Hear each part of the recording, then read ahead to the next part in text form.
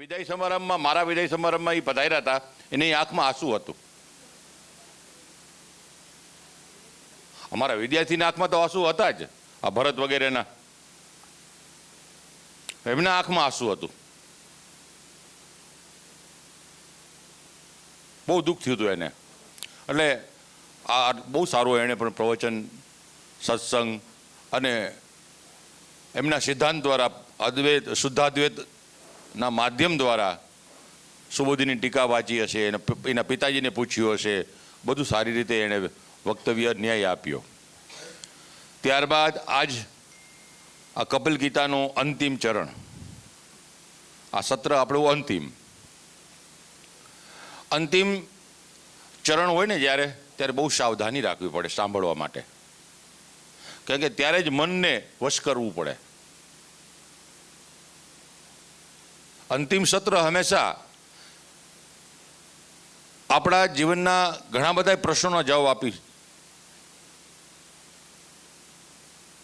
કારણ કે એને 3 દિવસનો સાર એ અડધી કલાકમાં કહેવાનો હોય, એટલે એ પોતે એટલું બધું સૂત્રાત્મક રીતે વર્ણન કરે અને આપણી સામે પ્રસ્તુત કરે કે આપણે કોઈ વસ્તુ મિસ નથી કર્યું. એવો એમનો અને નરેન્દ્રભાઈ હોય એટલે આપણે કેવું જ ન પડે, હુંડી કોને કહેવાય આપણે તમને બધાને ખબર જ છે. અને હું તો લગભગ છેલ્લા 40-42 વર્ષથી નરેન્દ્રભાઈને સાંભળું, 40-42 વર્ષથી નીલભાઈ. એટલે આવો શેખ સાહેબ, વેલકમ. અને અદ્ભુત રીતે નરેન્દ્રભાઈ એનું વર્ણન કરશે જ.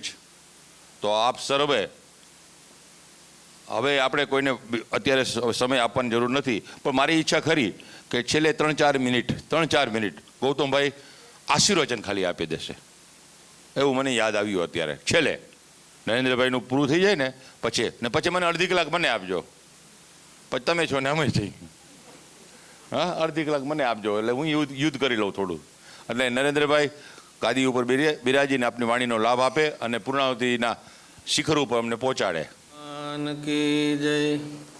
શ્રી સદગુરુદેવ મહારાજ કી જય. ઓમ સ્વસ્તિ શ્રી ગણેશાય નમઃ. શ્રી સરસ્વત્यै નમઃ. ઓમ નમો ભગવતે વાસુદેવાય. વર્ણાનામર્થસંઘાનામ રસાનામ છંદસામપી મંગલાનામ ચ કર્તારો વંદે વાણી વિનાયકૌ. ભવાની શંકરૌ વંદે શ્રદ્ધા વિશ્વાસરૂપિણૌ. યાભ્યામ વિના ન પશ્યન્તિ સિદ્ધઃ સ્વાંતસ્થમીશ્વરમ. કૃષ્ણાય વાસુદેવાય હરયે પરમાત્મને પ્રણતક્લેશનાશાય ગોવિંદાય નમો નમઃ. આચાર્યચરણદ્વંદ્વમ ભક્તિજ્ઞાનાબ્જભાસ્કરમ નમસ્યામિ મનઃ કર્મ વાગ્ભિરંતસ્તમોપહમ. વ્યાસાય વિષ્ણુરૂપાય વ્યાસરૂપાય વિષ્ણવે નમો વૈ બ્રહ્મનિધયે વાસિષ્ઠાય નમો નમઃ. યોગીન્દ્રાય નમસ્તસ્મૈ શુકાય બ્રહ્મરૂપિણે સંસાર સર્પદષ્ટમ્યો વિષ્ણુરાતમમુચ. શ્રી ગોવર્ધનનાથ કી જય. શ્યામ સુંદર શ્રી યમુને મહારાણી કી જય. શ્રી વલ્લભાધીશ કી જય. શ્રી દ્વારિકાધીશ કી જય. શ્રી સુખદેવજી મહારાજ महाराज की जय। श्री सच्चिदानंद भगवान की जय। श्री सद्गुरुदेव महाराज की जय। श्रीमन्नारायण नारायण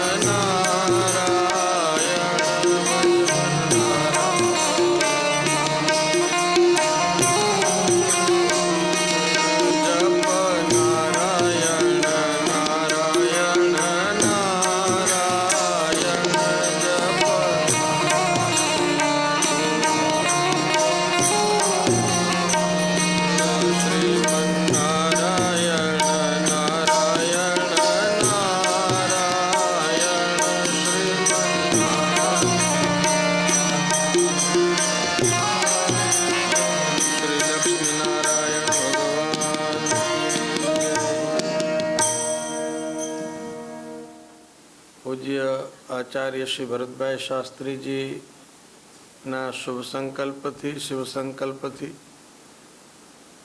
પરમાદરણીય પૂજ્ય શ્રી ગૌતમભાઈ શાસ્ત્રીજી એમના સાનિધ્યમાં અનેક સંતો વિદ્વજ્જનોના પદાર્પણ અહીં થઈ રહ્યા છે.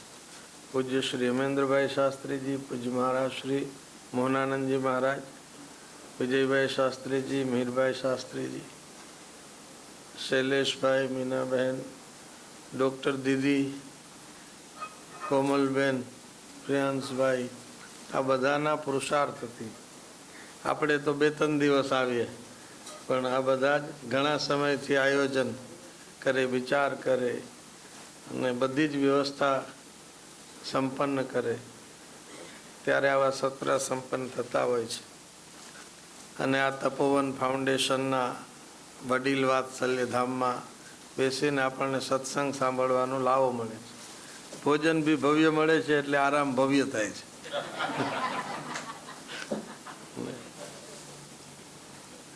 આજે મોહનથાળ બહુ ખાધો હતો તો અત્યારે નીંદર બી બહુ આવે. પછી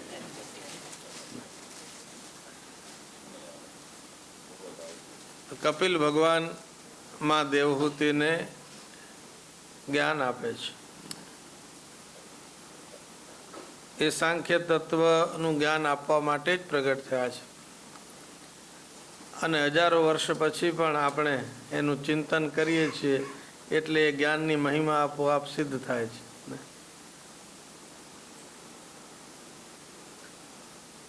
કેટલાક પ્રશ્નમાં દેવહૂતિજીએ પૂછ્યા કે પ્રકૃતિ અને પુરુષ એ બંનેનો વિવેક કઈ રીતે થઈ શકે, એને છૂટા કેવી રીતે પાડી શકાય? કોઈ વસ્તુ ભેગી થઈ જાય પછી એને છૂટી પાડવી બહુ અઘરી પડે.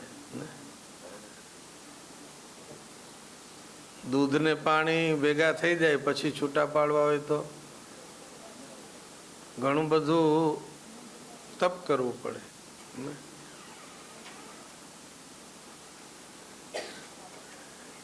એ તપે પછી કદાચ છૂટા પડે. એમ પ્રકૃતિ અને પુરુષના વિવેક માટે પણ તપ કરવું પડે. સાધના એ તપ છે.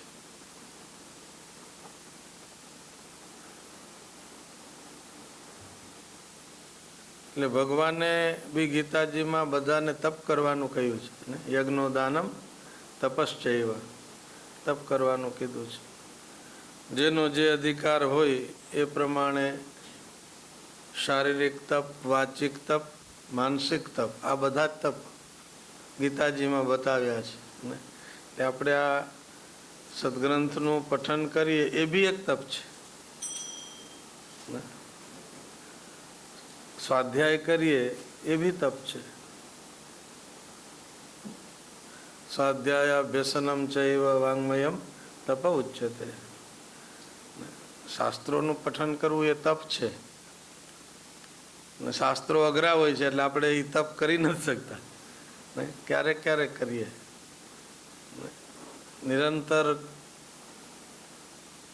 ભરતભાઈ, ડૉક્ટર દીદી એ બધા પંચદશીનો નિરંતર રોજ નિત્ય સ્વાધ્યાય કરે. અને પૂજ્ય સ્વામીજી મહારાજની આજ્ઞાથી ગુરુવારે બી વિવિધ ગીતાઓના બી પાઠ થતા હોય છે. ભગતજી રોજ પુનિત ભાગવતનું હમણાં પારાયણ કરે છે. દુર્લભ ગ્રંથ છે પુનિત મહારાજનું ભાગવત. એ બી રસમય શૈલીમાં એમણે ખૂબ સુંદર વર્ણન ભજન ભાવ સાથે કર્યું છે. તપ કરવાનું વિધાન છે શાસ્ત્રોમાં, તપ કરવું જોઈએ.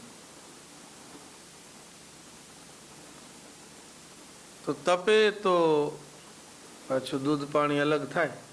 અગ્નિની અંદર એને તપાવે તો પછી અલગ થાય. પાણી બળી જાય ને દૂધ રીએ પછી પેંડા બને એમાંથી, નહીંતર પેંડા ના બને ને. તપે નહીં ત્યાં સુધી પેંડા ના બને. પૂજ્ય મોરારી બાપુ એમની કથામાં કહેતા કે બટેકા બફાય નહીં ત્યાં સુધી મીઠા ના થાય, બફાવવું પડે. કાચા હોય ત્યાં સુધી કડક હોય, પણ જ્યારે બફાઈ જાય, પાકી જાય ત્યારે એ મીઠા પણ થાય ને પોચા પણ થાય. તો પ્રકૃતિ પુરુષનો વિવેક કઈ રીતે થઈ શકે? આવા પ્રશ્ન ફરીને પૂછ્યા છે. ક્વચિત તત્વાવમર્ષેન નિવૃત્તમ ભયમુલ્બણમ અનિવૃત્ત નિમિત્તત્વાત પુનઃ પ્રત્યવતિષ્ઠતે. દેવહૂતિ માતા જે પ્રશ્ન કપિલ ભગવાન પાસે મૂકે છે એ આપણા બધાનો બી પ્રશ્ન છે. ક્યારેક દેવહૂતિ માતા શું કહે છે કે ક્યારેક તત્વનો વિચાર કરીએ છીએ ત્યારે તો બધા ભેદભાવ મટી જાય છે, મન શાંત થઈ જાય છે, વિવેક જાગે છે. પણ એક સતત નથી રહેતો, નિરંતર નથી રહેતો. ક્વચિત તત્વાવમર્ષેન નિવૃત્તમ ભયમ ઉલ્બણમ પરંતુ અનિવૃત્ત નિમિત્તત્વાત પુનઃ પ્રત્યવતિષ્ઠતે. જે ભય જતો રહે છે એ ભય પાછો આવી જાય છે. જે વિવેક જાગૃત થાય છે એ પાછો ઢંકાઈ જાય છે. અજ્ઞાનેના વૃતમ જ્ઞાનમ. જ્ઞાન તો છે પણ ઢંકાઈ જાય છે. હિરણમયેન પાત્રેણ સત્યસ્યાપેતમ મુખમ. સત્યનું મોઢું ઢંકાઈ જાય છે. હિરણમય પાત્ર એ જ માયાનો પડદો છે. તો દેવહૂતિ માતાનો બી આ પ્રશ્ન છે ને. અને દેવહૂતિ માતા કદાચ આપણા બધાના પ્રતિનિધિ રૂપે પૂછતા હશે. એ તો ભગવાનના માતા છે તો સ્વયં સિદ્ધા છે. પુનઃ પ્રત્યવતિષ્ઠતે. આપણી પાસે પ્રજ્ઞા તો છે પણ પ્રજ્ઞા સ્થિર નથી, સ્થિત પ્રજ્ઞા નથી. પ્રજ્ઞા તો શાસ્ત્ર વાંચી એટલે થઈ જાય. સુભાષિતકારો કાવ્યમાં એવું બી કહે છે કે મનુષ્ય ભોજન કરી લે ને પછી પેટ ભરાઈ જાય પછી ભોજન તરફ વૈરાગ્ય થાય. પછી કોઈ કે હવે એક મોહનથાળ જોઈ તો કે ના હવે જોતો નથી. પણ પાછું પેટ ખાલી થાય તો પાછી ભૂખ લાગે ને, એવું થાય. ભોજન અંતે જે વૈરાગ્ય છે સ્થિર નથી રહેતું. સ્મશાનમાં જાય ત્યારે વૈરાગ્ય જાગૃત થાય છે. કે આમ તો બધાનો અંત તો આવો જ છે એવું થાય, પણ મનુષ્ય ભૂલકણો છે એટલે ભૂલી જાય તો પાછો વૈરાગ્ય ઢંકાઈ જાય ને. વૈરાગ્ય આવે બધાને, પણ એ ક્ષણિક હોય ને. એ બધાને સ્થિર કરવા માટે શાસ્ત્રો સમજાવે છે, ઉપદેશ આપે છે. નિરંતર વૈરાગ્ય રહે એટલે અનિવૃત્ત નિમિત્તત્વા. દેવહૂતિ માતાને ખબર છે કે આપણી આ જે સાત્વિક સ્થિતિ છે, નિર્ગુણી સ્થિતિ છે, એ કાયમ કેમ નથી રહેતી. એટલે એ સમજાવે છે કે અજ્ઞાનનું જે કારણ છે ને એ નષ્ટ નથી થતું, મૂળ નષ્ટ નથી થતું. એનું નિમિત્ત જ્યાં સુધી નિવૃત્ત ના થાય ત્યાં સુધી તો પેલા પાંદડાને આપણે ગમે એટલા કાપીએ, પણ જ્યાં સુધી મૂળ ના છૂટે, મૂળ ના કપાય, ત્યાં સુધી ભય નિવૃત્ત ના થાય. સંસારનો ભય નિવૃત્ત નથી થતો. તેના માટે શું કરવું? કપિલ ભગવાન ફરીને એવું કહે કે અનિમિત્ત નિમિત્તેના સ્વધર્મેણા મલાત્મના તીવ્રયા મયી ભક્ત્યા ચ શ્રુત સંભૃતયા ચિરમ જ્ઞાનેન દૃષ્ટતત્વેન વૈરાગ્યેણ બલીયસા તપોયુક્તેન યોગેન તીવ્રેણાત્મ સમાધિના પ્રકૃતિ પુરુષસ્ય દહ્યમાના ત્વહર્નિશમ તિરો ભવિત્રી શનકેર અગ્નેરિયો નિવારણી. તો આ શ્લોકોમાં કેટલાક સાધન બતાવ્યા કે પ્રકૃતિ ધીમે ધીમે બળી જાય છે, પ્રકૃતિની આસક્તિ છૂટી જાય. એના માટે શું શું કરવું પડે? નિષ્કામ ભાવથી, નિર્મલ મનથી સ્વધર્મનું પાલન કરવું પડે. નિષ્કામ ભાવથી, નિર્મલ મનથી સ્વધર્મનું પાલન કરે તો ચિત્ત શુદ્ધ થાય. ચિત્તસ્ય શુદ્ધયે કર્મ નતુ વસ્તુપપત્તયે. વિવેક ચૂડામણીમાં શંકરાચાર્ય ભગવાને કહ્યું. પછી કહે છે તીવ્ર ભક્તિ યોગ. તીવ્ર ભક્તિ યોગથી થાય. તીવ્ર ભક્તિ મળે ક્યાંથી? તો ભાગવતજીનો શબ્દ એ આપણને ઈશારો કરે, સંકેત કરે છે. શ્રુત સંભૃતયા. શ્રુત સંભૃતયા ભક્ત્યા. વારંવાર ભગવત ચરિત્ર શ્રવણથી ભક્તિ પ્રગટ થાય. સમ્યક ભૃતા, ભ્રુઈ ધારણ પોષણયો. ભ્રુ ધાતુના બે અર્થ થાય, ધારણ કરવું અને પોષણ કરવું. ભક્તિને ધારણ કરવી હોય તો ભી કથા શ્રવણ, અને ધારણ કરેલી ભક્તિને પુષ્ટ કરવી હોય, એનું પોષણ કરવું હોય તો ભી ભગવત કથા છે ને. શ્રુતિ વાત નીતમ. બ્રહ્માજી એમની સ્તુતિમાં બી એવું જ કહે છે કે ભક્તિની સુગંધ છે ને, સુગંધને વાયુ આપણી પાસે પહોંચાડે છે. એમ શ્રુતિ છે ને એ વાયુ છે, અને ભગવત ભક્તિની સુગંધ એ આપણી પાસે શ્રુતિના વાયુથી પહોંચે છે. વેદ શ્રુતિ, શ્રુતિ વાત નીતમ. અહીંયા બી કપિલ ભગવાને કહે શ્રુત સંભૃતયા ચિરમ. શ્રુત સંભૃતયા ચિરમ. લાંબા સમય સુધીનું શ્રવણ. એ તો પરીક્ષિત મહારાજને એ બધા એવા તત્વનિષ્ઠ પરમ વિરક્ત હોય તો એ એક વખત શ્રવણ કરે ને તો એને દ્રઢ થઈ જાય. પણ આપણા જેવા માટે ચિરમ. યોગસૂત્રમાં બી પતંજલિ ભગવાન યોગસૂત્ર આપે છે કે કેનો યોગ દૃઢ થાય? તો એમાં સતુ દીર્ઘકાલ નૈરંતર્ય સત્કારા સેવિતો દ્રઢ ભૂમિ. યોગની ભૂમિકા દ્રઢ કરવા માટે નિરંતરતા, નૈરંતર્ય, સાતત્ય, કન્સિસ્ટન્સી એવું કે ને, કન્સિસ્ટન્સી, સાતત્ય જોઈએ. નૈરંતર્ય, દીર્ઘકાલ પર્યંત, ને લાંબા સમય સુધી કરે, થોડોક સમય નહીં. અને સત્કાર જે કરે એ પૂરા મનોભાવથી કરે, સદભાવથી કરે.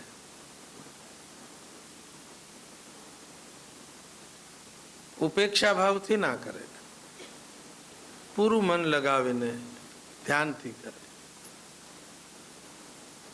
મહાપુરુષોની ઘણી બધી વિશેષતાઓમાંની એક વિશેષતા એ બી હોય એ નાનું મોટું ગમે તે કામ કરતા હોય પણ બહુ ધ્યાનથી કામ કરે, એકાગ્રતાથી કરે.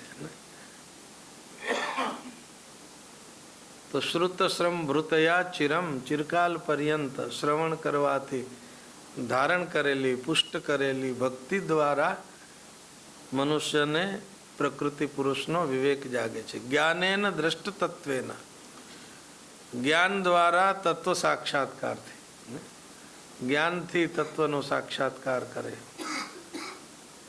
સાંખ્ય યોગી વ્યક્તિ હોય એ નિરંતર પ્રકૃતિ પુરુષનું ચિંતન કરે અને એનો વિવેક વિચારે, સતત વિવેક વિચારે. અને ભાગવતનું મૂળ જ એ છે, વિવેકો વર્ધતે કથમ. અજ્ઞાન હેતુ કૃત મોહ મદાંધકાર નાશમ વિદાય તદો દયતે વિવેક. વિવેકને જાગૃત કરે છે. પછી તપોયુક્તેન યોગેન, તપશ્ચર્યા સહિતનો યોગ, તપશ્ચર્યા સહિતનો યોગ, તપપૂર્વકનો યોગ. તપના વિવિધ પ્રકારો આપણા શાસ્ત્રોમાં બતાવ્યા હોય છે. એમાં સૌથી મોટું છે જમવું નહીં, ને અનશનમ તપઃ, અનશનમ તપઃ, એટલે ભોજન ના કરે એ તપ છે.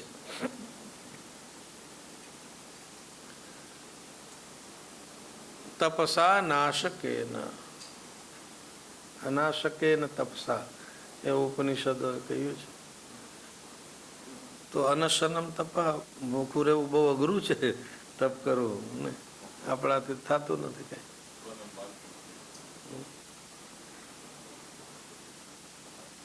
જૂના સમયમાં વ્રતો બહુ કરતા લોકોને, એકટાણા કરતા.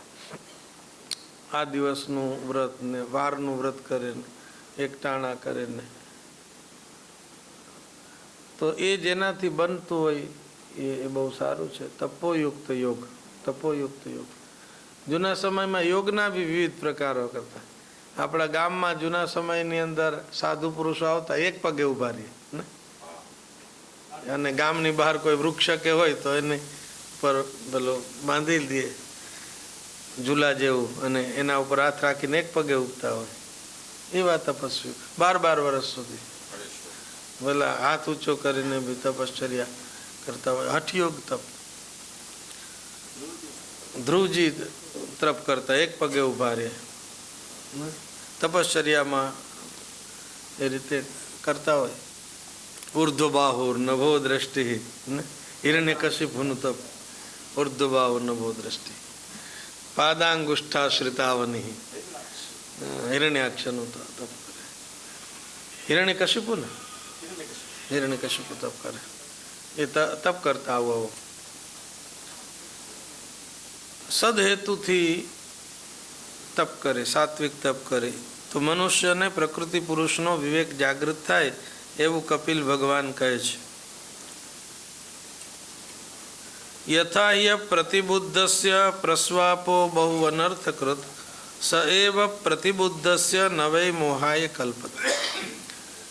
સુંદર શ્લોક સમજાવ્યો કે મનુષ્ય સૂતો હોય અને એને કોઈ દુઃખદાયક સ્વપ્ન દેખાય તો સપનામાં એને ઘણું દુઃખ થાય છે. પણ ક્યાં સુધી દુઃખ થાય? જ્યાં સુધી એ સૂતો હોય ત્યાં સુધી દુઃખ થાય. જાગી જાય પછી એને ખબર પડી જાય કે મેં જોયું છે એ તો સપનું છે, અને સપનું હંમેશા સાચું હોતું નથી. પ્રસ્વાપો બહુ અનર્થકૃત, પણ એ પ્રતિબુદ્ધ થઈ જાય. અપ્રતિબુદ્ધ હોય, સૂતો હોય ત્યાં સુધી તો એને સપનું દુઃખદાયક લાગે છે, પણ જાગી જાય પછી એને ખબર છે કે સપનું હતું, એટલે સપનું બી જતું રહ્યું, ઊંઘ બી જતી રહી, તો એનું દુઃખ બી જતું રહ્યું. એમ જીવ જ્યારે જાગી જાય છે ત્યારે સંસારના બી દુઃખ એના શાંત થઈ જાય છે. આપણે નાના હતા ત્યારે આપણી પેન ખોવાઈ જાય, પેન્સિલ ખોવાઈ જાય તોય રડતા. બહુ નાના હોય ને બહુ પૈસા ના હોય ત્યારે 10-20 રૂપિયા આપણી પાસે હોય ને ખોવાઈ ગયા હોય તો આપણે અડધો ટક રડીએ. મોટા થાય પછી ના રડે. અત્યારે કોઈ 10 રૂપિયાની નોટ ખોવાઈ જાય તો ના રડે. કે 10 રૂપિયાની એને કિંમત નથી, પણ 10 લાખ ખોવાઈ જાય તો દુઃખ થાય ભાઈ. તો એ જેમ જેમ અધ્યાત્મમાં આગળ જાય એમ સંસારના બધા જ સુખ દુઃખો છે એ સુખ દુઃખો રહેતા નથી ને, ના સુખ રહે છે ના દુઃખ રહે છે. કપિલ ગીતામાં એક શબ્દ એવો બી આવે છે, દુઃખયોહો, દુઃખયોહો નાશ, એવું દુઃખનો નાશ થાય. ત્યાં દુઃખયો દ્વિવચન કેમ કર્યું? તો ટીકાકારોએ એવું લખ્યું, સુખમ ચ દુઃખમ ચ ઇતિ દુઃખે તયોહો દુઃખયોહો. બે દુઃખનો નાશ થાય, કે એક તો દુઃખરૂપી દુઃખનો નાશ થાય અને બીજો સુખરૂપી દુઃખનો નાશ થાય. જગતના સુખ છે એ બી સુખ નથી, એ બી દુઃખ છે, એવું કીધું છે. અને આ ન્યાયશાસ્ત્રમાં બી વાત કરી છે ને,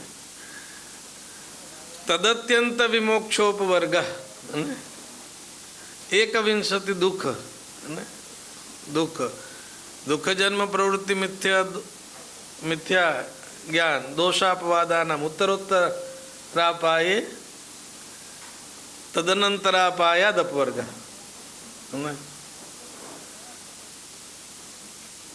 દુઃખ જન્મ પ્રવૃત્તિ મિથ્યા જ્ઞાનાનામ ઉત્તરોત્તરાપાયે તદનંતરાપાયાદ અપવર્ગ, એવું ન્યાયશાસ્ત્રનું ગૌતમ સૂત્ર છે. બીજું તત્વજ્ઞાન નિશ્રેષાધિગમાં એવું કીધું, તત્વજ્ઞાનથી મોક્ષ થાય, એ તો સર્વસ્વીકૃત છે, તત્વજ્ઞાનથી મોક્ષ થાય. પણ તત્વજ્ઞાનથી સીધે સીધું તુરંત મોક્ષ ના થાય, તત્વજ્ઞાનથી મિથ્યા જ્ઞાન જાય, તત્વજ્ઞાનથી મિથ્યા જ્ઞાન જાય. મિથ્યા જ્ઞાન જાય તો દોષ જાય ને, દોષની નિવૃત્તિ થાય. દોષની નિવૃત્તિ એટલે રાગની નિવૃત્તિ અને દ્વેષની નિવૃત્તિ, દોષ નિવૃત્તિ થાય. દોષ નિવૃત્તિ થાય તો પ્રવૃત્તિ નિવૃત્તિ થાય. પ્રવૃત્તિ છૂટી જાય તો પછી જન્મ છૂટે, અને જન્મ ના થાય તો પછી દુઃખ ના થાય.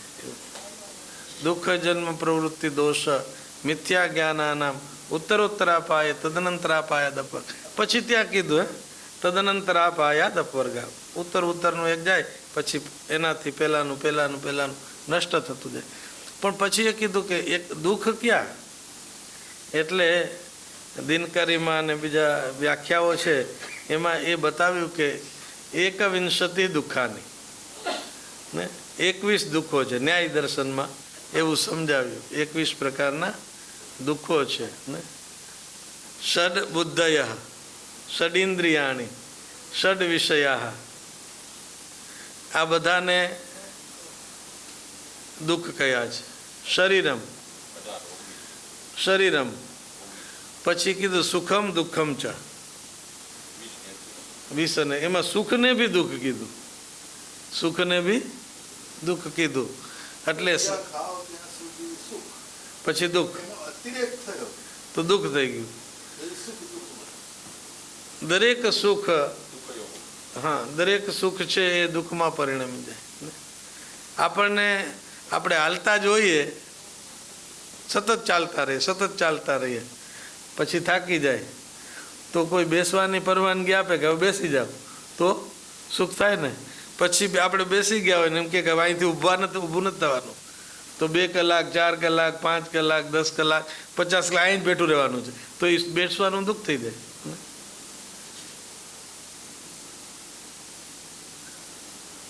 તો એમણે સુખને બી દુઃખ કહ્યું, શાસ્ત્ર સુખને બી દુઃખ કહે છે.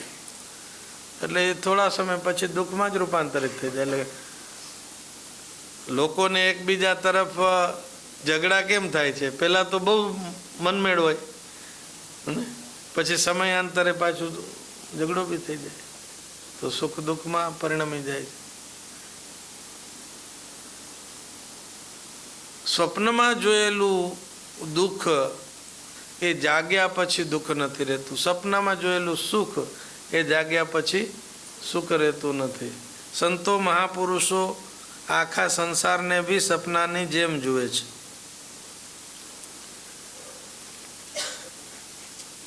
અઠ્યાવીસમાં અધ્યાયમાં યોગસ્ય લક્ષણમ વક્ષે સબીજસ્ય નૃપાત્મજે મનોયને વિધિના પ્રસન્નમ યાતિ સતપથમ.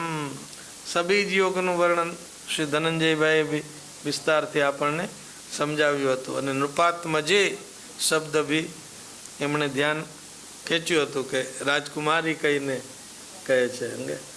બહુ સંસારનું સુખ ભોગવનારા લોકોને માટે નિર્બીજ યોગ કરવો બહુ અઘરો પડે. રાજકુમારી છે ને એટલે સબીજ યોગ.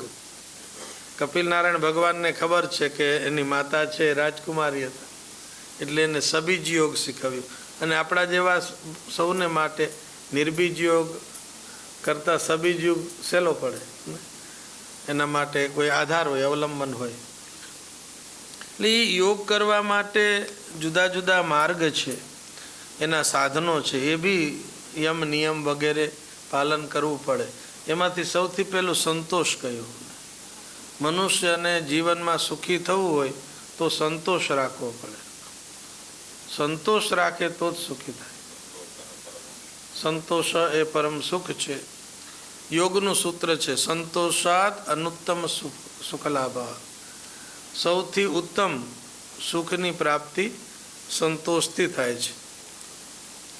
સંતોષ ના હોય તો મનુષ્ય પાસે ગમે તેટલી સંપત્તિ હોય, સુવિધા હોય, પણ સુખી ના થાય.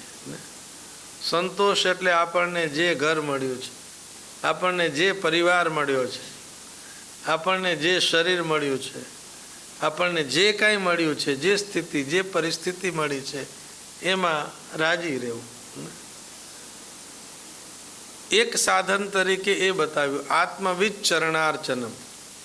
આત્મવિદ આત્મજ્ઞાની જે છે એનો આદર કરવો, એની પૂજા કરવી.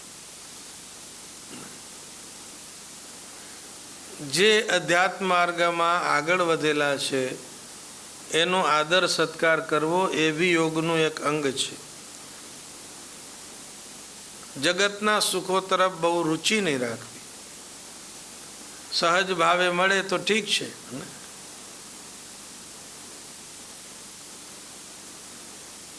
સહજ મિલાસો દૂધ સમ માંગ લિયાસો પાની કહે કબીર वो रक्त है जिस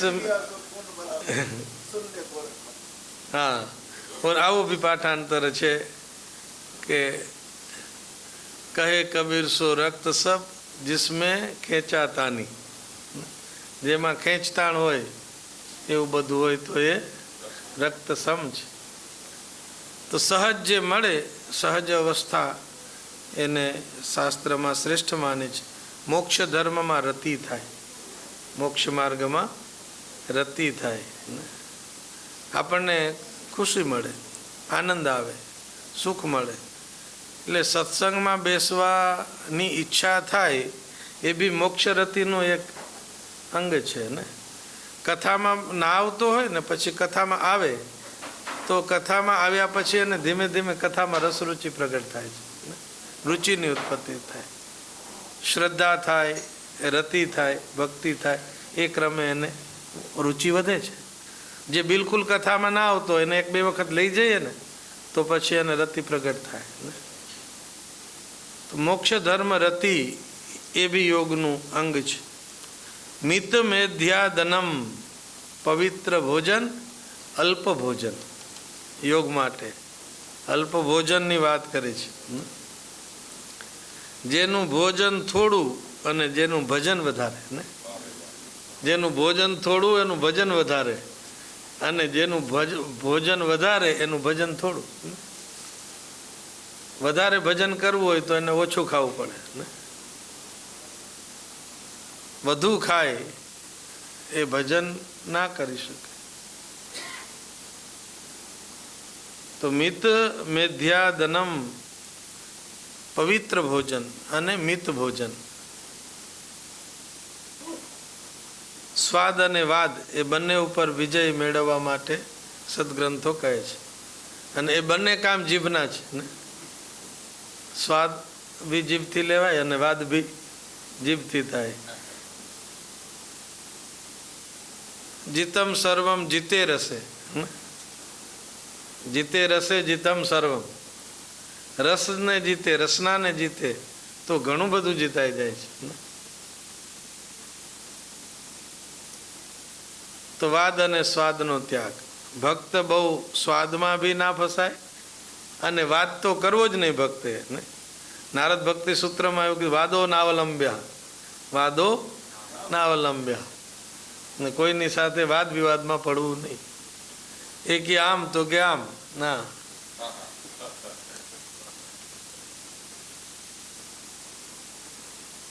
યદ વદંતી યદ ઈચ્છંતી ચાનુ મોદેત નિર્મમઃ. એકાદશ સ્કંદમાં એવું આવે છે, લોકો જે કે યદ વદંતી યદ ઈચ્છંતી ચાનુ મોદેત નિર્મમઃ, જે કે આ બરાબર, હા બરાબર, આમ કરીએ, હા કરો, ચાનુ મોદેત નિર્મમઃ. તો શશ્વત વિવિક્ત ક્ષેમ સેવનમ, જેને યોગમાં આગળ વધવું છે એને પવિત્ર જગ્યામાં એકાંતમાં રહેવું. પવિત્ર જગ્યા અને એકાંત, બહારનું એકાંત ના મળે તો ભીતરી એકાંત. મહાપુરુષો એ સમૂહમાં રહેતા હોય તો બી એકાંતનો અનુભવ કરતા હોય, ને આપણા જેવા હોય એકાંતમાં રહેતા હોય તો આપણું મન તો કેટલા બધા ઢગલા ભર્યા હોય. તો માનસિક એકાંત એ બી જરૂરી છે. અહિંસા, સત્ય, અસ્તેય, યાવદર્થ પરિગ્રહ, આ યમ છે. બ્રહ્મચર્યમ, તપસ, શૌચમ, સ્વાધ્યાય, પુરુષાર્ચનમ, યમ નિયમ બતાવ્યા.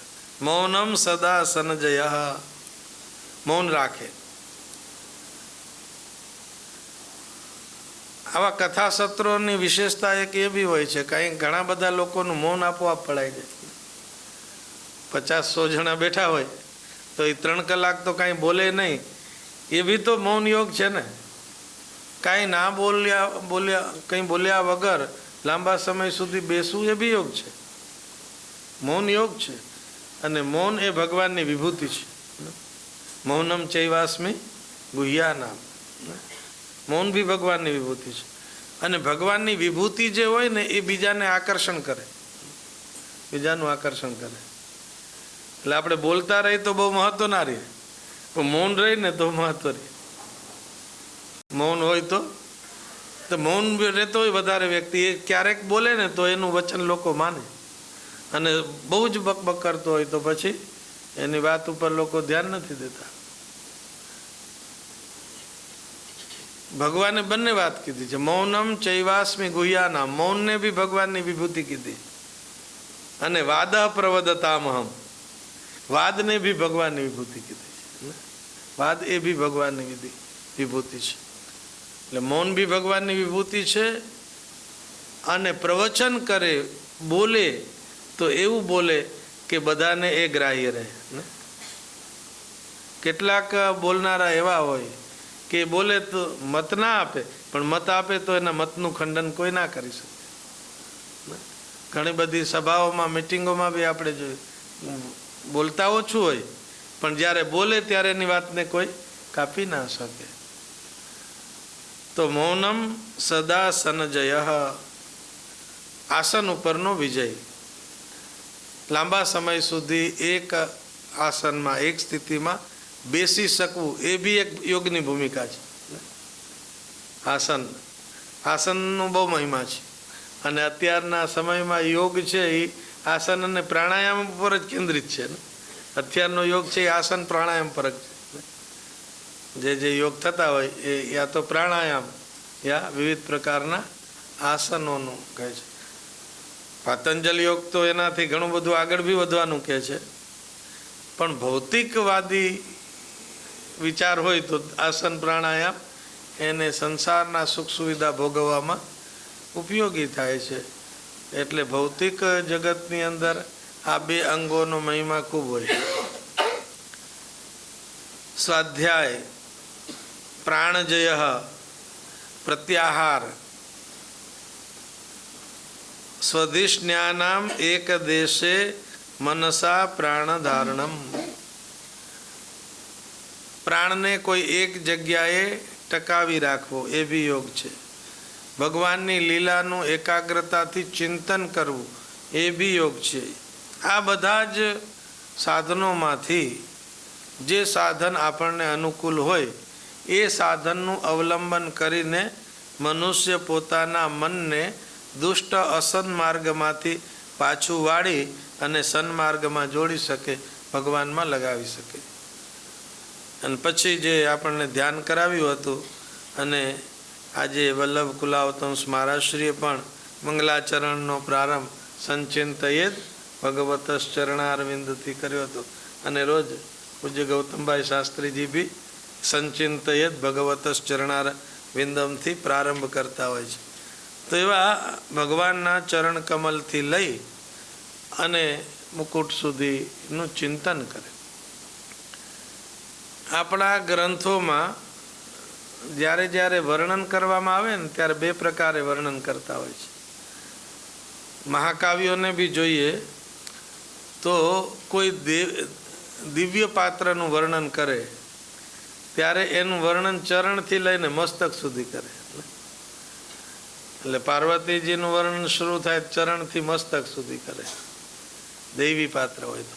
અને કોઈ મનુષ્યનું વર્ણન કરે ને તો એ કેશથી લઈને મુખથી લઈને ચરણ સુધીનું વર્ણન કરે. દેવ હોય તો એમાં ચરણથી મસ્તક સુધી, અને મનુષ્ય હોય તો એનું મસ્તકથી લઈને ચરણ સુધીનું વર્ણન કરે. એ ક્રમ કવિ કાલિદાસ તો અદ્ભુત કવિ કુલગુરુ છે, એના ગ્રંથો વાંચીએ તો ખબર પડે. દમયંતીનું વર્ણન હર્ષ કરશે નૈષધ ચરિત્રમાં તો કેશથી શરૂ કરશે ને, કેશથી શરૂ કરશે. એટલે અહીંયા જ્યાં જ્યાં ભગવાનનું વર્ણન આવે મોટે ભાગે ચરણથી શરૂ થાય. અને આપણું ભાગવત બી પ્રથમ સ્કંદ અને દ્વિતીય સ્કંદ ચરણ, અને છેલ્લે પછી મસ્તક સુધી જાય ને, એમ જાય છે. તો એ રીતે ચરણથી મસ્તક સુધીનું વર્ણન કર્યું છે. ભક્તિ યોગનું વર્ણન બી 29મા અધ્યાયમાં પૂછ્યું મા દેવહૂતિજીએ કે ભક્તિ યોગસ્ય મેં માર્ગમ બ્રૂહી વિસ્તરશ પ્રભો. પ્રભુ મને ભક્તિ યોગ માર્ગનું વિસ્તારથી વર્ણન કરી આપો. ભક્તિ યોગનું વિસ્તારથી વર્ણન પૂછ્યું છે, એનો મતલબ એ છે કે સાંખ્ય શાસ્ત્રમાં જે મહત્વનો યોગ છે એ ભક્તિ યોગ છે, અને આખું ભાગવત શાસ્ત્ર જ ભક્તિ શાસ્ત્ર છે. એટલે આમાં કેન્દ્રમાં ભક્તિ છે. અહીંયા બી વિસ્તારથી ભક્તિ યોગ પૂછ્યો, અને ભક્તિ યોગનો આશ્રય કરે એ મનુષ્યને વિરાગ ઉત્પન્ન થાય. વિરાગો એન પુરુષ ભગવન સર્વતો ભવેત. તો મને ભક્તિ યોગનો વિસ્તારથી માર્ગ સમજાવો, જે માર્ગે ચાલતા ચાલતા મનુષ્યને સંસારના વિષય તરફ વૈરાગ્ય જાગે. સંસારના વિષયમાં વૈરાગ્ય જાગે એ અધ્યાત્મની દ્રષ્ટિએ સારું હોય, પણ લૌકિક દ્રષ્ટિએ તો લોકો એને સારું ના કરે ને. પૂજ્ય ડોંગરે બાપાએ એક દ્રષ્ટાંત આપતા કથામાં કે એક શેઠ રોજ એનો નિયમ કથા સાંભળવાનો, રોજ કથા સાંભળે. પછી એને એક વખત ક્યાંક બાર ગામ જવાનું થયું, એટલે એમણે કીધું કે મહારાજી મારે બાર ગામ જવું પડશે, પણ આ રોજ કથા સાંભળવાનો ક્રમ છે ને એ છૂટી જશે, તો હવે શું કરવાનું? તૂટશે તો તમારે જેટલા દિવસ બાર ગામ જવાનું હોય એટલા દિવસ તમારા દીકરાને મોકલજો, એ કથા સાંભળે. આત્મા ભાઈ પુત્ર નામાસી ને, તો દીકરો સાંભળી લેશે, તો એ બી તો કથા સાંભળી જ કહેવાય ને. તો શેઠજીએ ના પાડી કે દીકરો ના આવે, તમે બધું કથામાં તો વૈરાગ્યની જ વાતો કરો છો, વૈરાગ્યની વાતો કરો છો, તો એ કદાચ તમારી કથા સાંભળે ને એને વૈરાગ્ય લાગી જાય તો સંસારના કામ જ ના કરે ને, કામ ના કરે સંસારને. તો દીકરાને તો ના મોકલાય કે.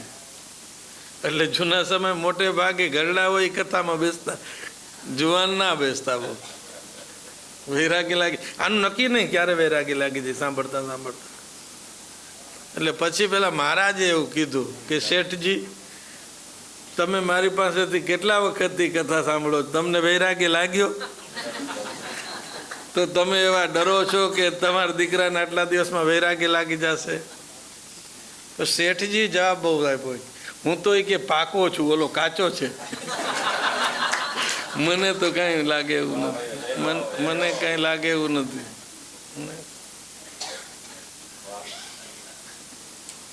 એને કદાચ લાગી જાય તો તો વિરાગો યેન પુરુષ ભગવન સર્વતો ભવેત. સર્વતઃ વિરાગ, સર્વતઃ વિરાગ, બધી બાજુથી વૈરાગ્ય. બાળક હોય એને બહુ રાગ નથી હોતો ને, એ તો ધીમે ધીમે મોટું થાય પછી એમાં રાગ આવે ને. નાનું બાળક હોય ત્યાં સુધી એને આ મારું ના પરાયું ને એવું ના હોય, એ તો આપણે એને પછી શીખવીએ ને, એટલે ધીમે ધીમે બધું શીખી જાય. ઉપનિષદોમાં એવું બી વર્ણન આવે છે કે બાળક જન્મે ત્યારે એની પાસે બહુ મન નથી હોતું. યથૈવ બાલો યમનાહ, બાળક અમના હોય છે, પછી ધીમે ધીમે મન આવતું હોય છે. અને જેટલું મન આવતું જાય એટલું જ સુખ દુઃખ વધતું જાય. કપિલ ભગવાનને જીવલોકની વિવિધ પ્રકારની ગતિઓ પૂછી છે અને કાલનું સ્વરૂપ બી પૂછ્યું. કાલનું સ્વરૂપ પૂછ્યું. જે કોઈ ચેષ્ટા જગતમાં થાય છે એની પાછળ કાલ કારણ છે ને. કાલ છે એને લીધે જ ચેષ્ટાઓ થાય છે. કાલ બધામાં ગતિ આપે છે. કાલ એ ભગવાનનું સ્થૂલ રૂપ છે, બાહ્ય રૂપ છે. ગીતાજીમાં ભગવાન કાલોસ્મિ લોક ક્ષયકૃત પ્રવૃદ્ધા, કાલ એ ભગવાનનું રૂપ છે. તો એ બધા પ્રશ્નો પૂછ્યા. ભક્તિ યોગનું વર્ણન આપણે સવારે બી મહારાજશ્રીના મુખારવિંદથી શ્રવણ કર્યું હતું કે ત્રિવિધ ભક્તિ, સગુણ ભક્તિ અને એક નિર્ગુણ ભક્તિ, કુલ 4 પ્રકારની ભક્તિ સમજાવી હતી. ધનંજયભાઈએ પણ એ નું નિરૂપણ કર્યું હતું. 4 પ્રકારની ભક્તિ એમણે પણ બતાવી હતી.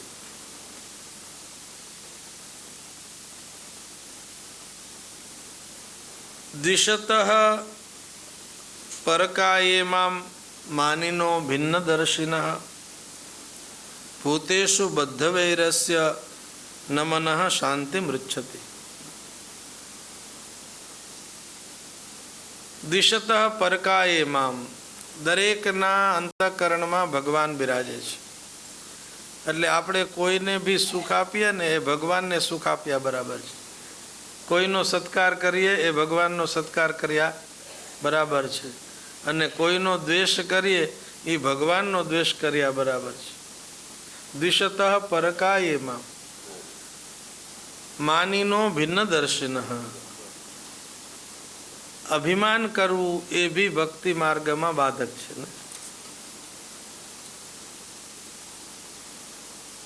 હું જ પૂજ્ય છું, હું જ સન્માનનીય છું, આવો મનોભાવ બી બાધક છે. ભિન્નદર્શિન, આજે ભિન્નદર્શી શબ્દ ઉપર ઘણી ચર્ચા થઈ ને. પૃથક ભાવ, ભિન્ન દૃક, ભિન્નદર્શી. ભિન્નદર્શી એટલે ક્યાંય ભેદ ના જુઓ, અઘરું બહુ, ભેદ ના જુઓ. આપણને તો બધી જગ્યાએ ભેદ જ દેખાય, અને જ્યાં સુધી ભેદ હોય ત્યાં સુધી ખેદ હોય. ભેદ ના છૂટે ત્યાં સુધી ખેદ ના જાય.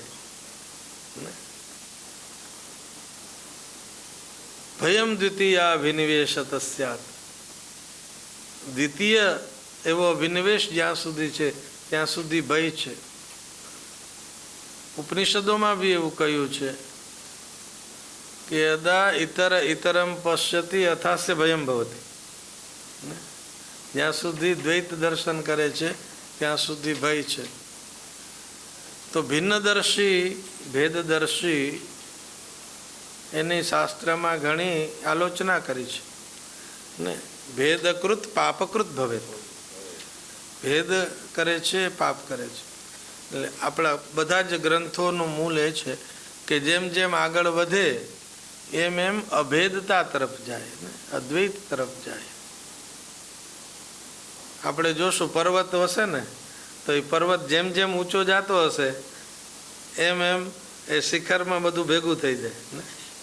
નીચે તો બહુ એનો પથારો લાંબો હોય, પણ જેમ જેમ ઉપર ચડે એમ એની દૂરી ઓછી થતી જાય. શિખર ઉપર તો બિલકુલ બધું ભેગું થઈ ગયું હોય. સૂર્યનારાયણ ભગવાનના કિરણોમાં જોઈએ તો બી એવું હોય. પૃથ્વી ઉપર તો કિરણો બહુ ફેલાયેલા હોય, પણ જેમ જેમ ઉપર ચડે તો સૂર્યમાં બધા કિરણો ભેગા થઈ જાય. જલના પ્રવાહો જોઈએ તો અલગ અલગ પર્વતથી અલગ અલગ દિશાથી નદીઓના વેણ આવતા હોય, પણ સમુદ્રમાં બધું ભેગું થઈ જાય. એમ અધ્યાત્મ માર્ગમાં પણ જ્ઞાની જ્ઞાન માર્ગે જેમ જેમ આગળ ચાલે એમ એમની ભિન્ન દર્શિતા ઓછી થઈ જાય, ભિન્ન દર્શિતા મટી જાય. એ એકાત્મતા તરફ એની યાત્રા થતી હોય છે. તો એકત્વને એ પ્રાપ્ત કરે છે. બધી જગ્યાએ એકને જોવાનું ને અનેકમાં એકને જોવા, અનેકમાં એકને જોવા એ ભગવાનની વિભૂતિ છે. ભગવદ્ ગીતામાં 10મા અધ્યાયમાં શું સમજાવ્યું? બધામાં ભગવાનને જોવાના, આમાં હું આમાં હું આમાં હું એમ કરીને ભગવાનને બતાવ્યું. એટલે અનેકમાં ભગવાન ને બધામાં ભગવાન એ બતાવ્યું. અને 11મો અધ્યાય આપણે વાંચીએ એટલે ભગવાનમાં બધું. એક બધામાં ભગવાન અને બીજું ભગવાનમાં બધું.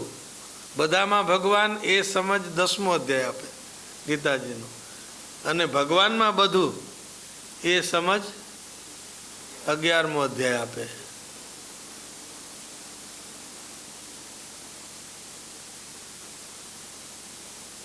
તો ભિન્ન દર્શિતા ઓછી થાય, બધાના તરફ ભાવ જાગે તો મન શાંત થાય છે.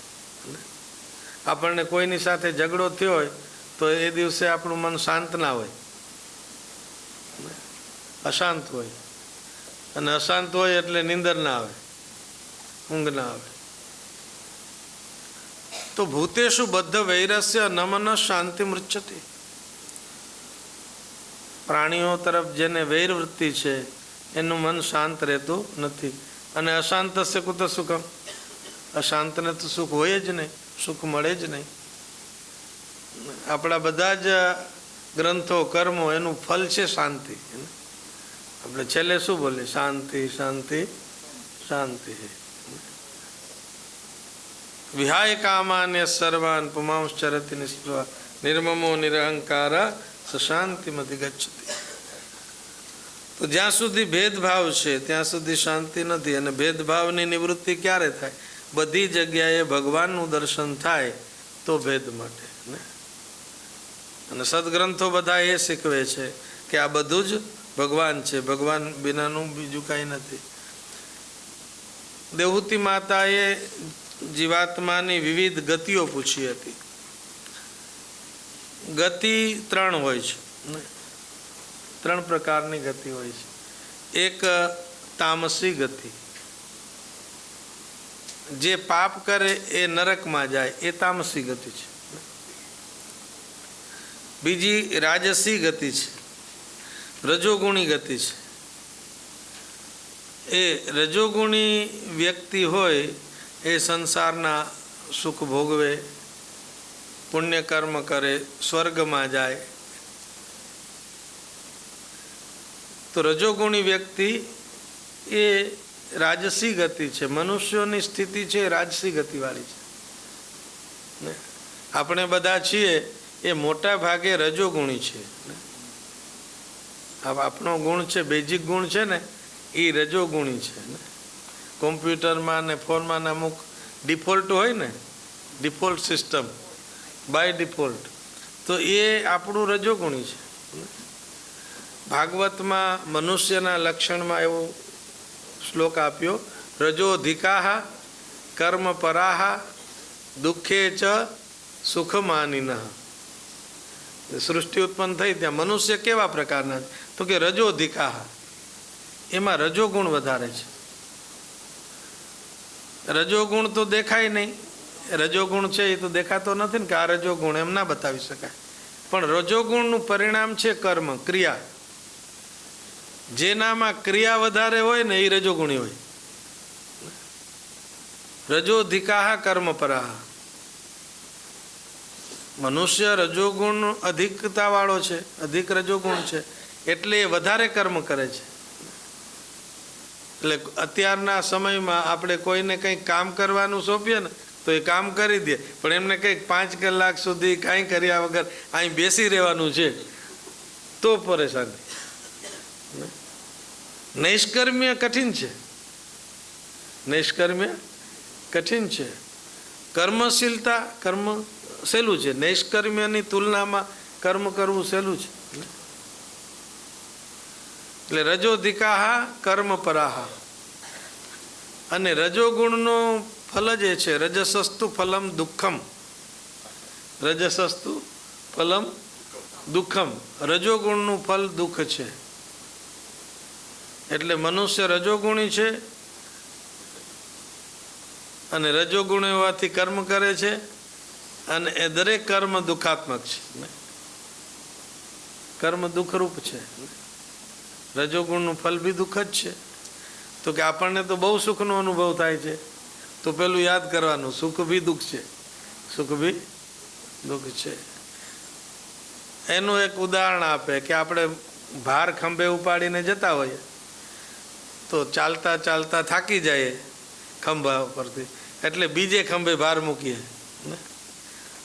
તો 20-25 કિલોનું પોટલું હોય તો એક ખંભે ઉપાડતા થાકી જાય દુઃખ થાય તો બીજા ખંભે મૂકીએ ત્યારે હાશ એવો અનુભવ થાય છે ને કે આ જો ખંભો બદલ્યો એટલે દુઃખની સ્થિતિ ગઈ, સુખ આવ્યું, પણ ભાર ઓછો થયો. ભાર તો એનો જ છે. એટલે થોડોક આગળ ચાલશે એટલે એ ખંભો દુખવા માંડશે અને આ ખંભો, એમાં આપણે ખંભો બદલતા બદલતા જિંદગી પૂરી કરી નાખીએ. આપણે ખંભા જ બદલ્યા છે ને. ક્યારેક કોકનો આશરો લીધો, ક્યારેક કોકનો આશરો લીધો, ક્યારેક કોકનો આશરો લીધો. તો રજોધિકા કર્મ પરા દુઃખે ચ સુખ માનિના એ રાજસી ગતિ છે. અને પછી પુણ્ય કર્મ કરે, ધર્મ કર્મ કરે તો એ સ્વર્ગમાં જાય. એની સાત્વિક ગતિ છે. તો એક એક અધ્યાયમાં રજોગુણની ગતિ, તમોગુણની ગતિ, સાત્વિક ગતિ એ બી બતાવ્યું છે. અને જીવાત્મા જ્યારે માના ગર્ભમાં હોય ત્યારે અદ્ભુત ગર્ભસ્તુતિ કરે છે. ત્યાં એ સ્તુતિ કરતો હોય છે ને ત્યાં એના માટે એક શબ્દ મૂક્યો છે, નાથમાન ઋષિર ભીત. નાથમાન એ ભગવાન પાસે માંગે છે, યાચના કરે છે, પણ ત્યાં જીવાત્માને માટે ઋષિ શબ્દ મૂક્યો ને. જન્મ્યા પછી તો બધા ઋષિ હોતા નથી, પણ માના ગર્ભમાં જે જીવાત્મા છે ને એ ઋષિ છે. એટલે એને અનેક જન્મોનું દર્શન થાય, ઋષિર દર્શનાથ. પણ ડરેલો ઋષિ છે, ઋષિર ભીત, ડરેલો ઋષિ છે. ઋષિ કેમ ડરે છે? એને ભવિષ્યમાં મને મોહ થશે એ ભાન છે. મોહથી ડરે છે ને, મોહથી ભય અનુભવે છે. પ્રહલાદજીને ભગવાન નૃસિંહે પૂછ્યું કે આખા જગતમાં બધા લોકો મારાથી ડરે છે, તમને ડર નથી લાગતો ને? દેવો નરસિંહ ભગવાન પાસે જતા ડરે છે, સ્તુતિ કરવા જતા નથી. લક્ષ્મીજી બી ડર્યા, એ બી ના ગયા એવું વર્ણન છે. તો નરસિંહ ભગવાનને પ્રહલાદજીને પૂછ્યું તમને ડર નથી લાગતો? તો મને તમારો ડર નથી લાગતો, પણ મને આ સંસારનો ડર લાગે છે. સંસાર ચક્ર કદનાદ ગ્રસતામ પ્રણીતા ત્રસ્તોસ્મ્યહમ, હું ત્રસ્ત છું પણ તમારાથી નહીં. આ સંસારના ચક્રમાં લોકો પીસાય છે એનાથી મને ત્રાસ થાય છે.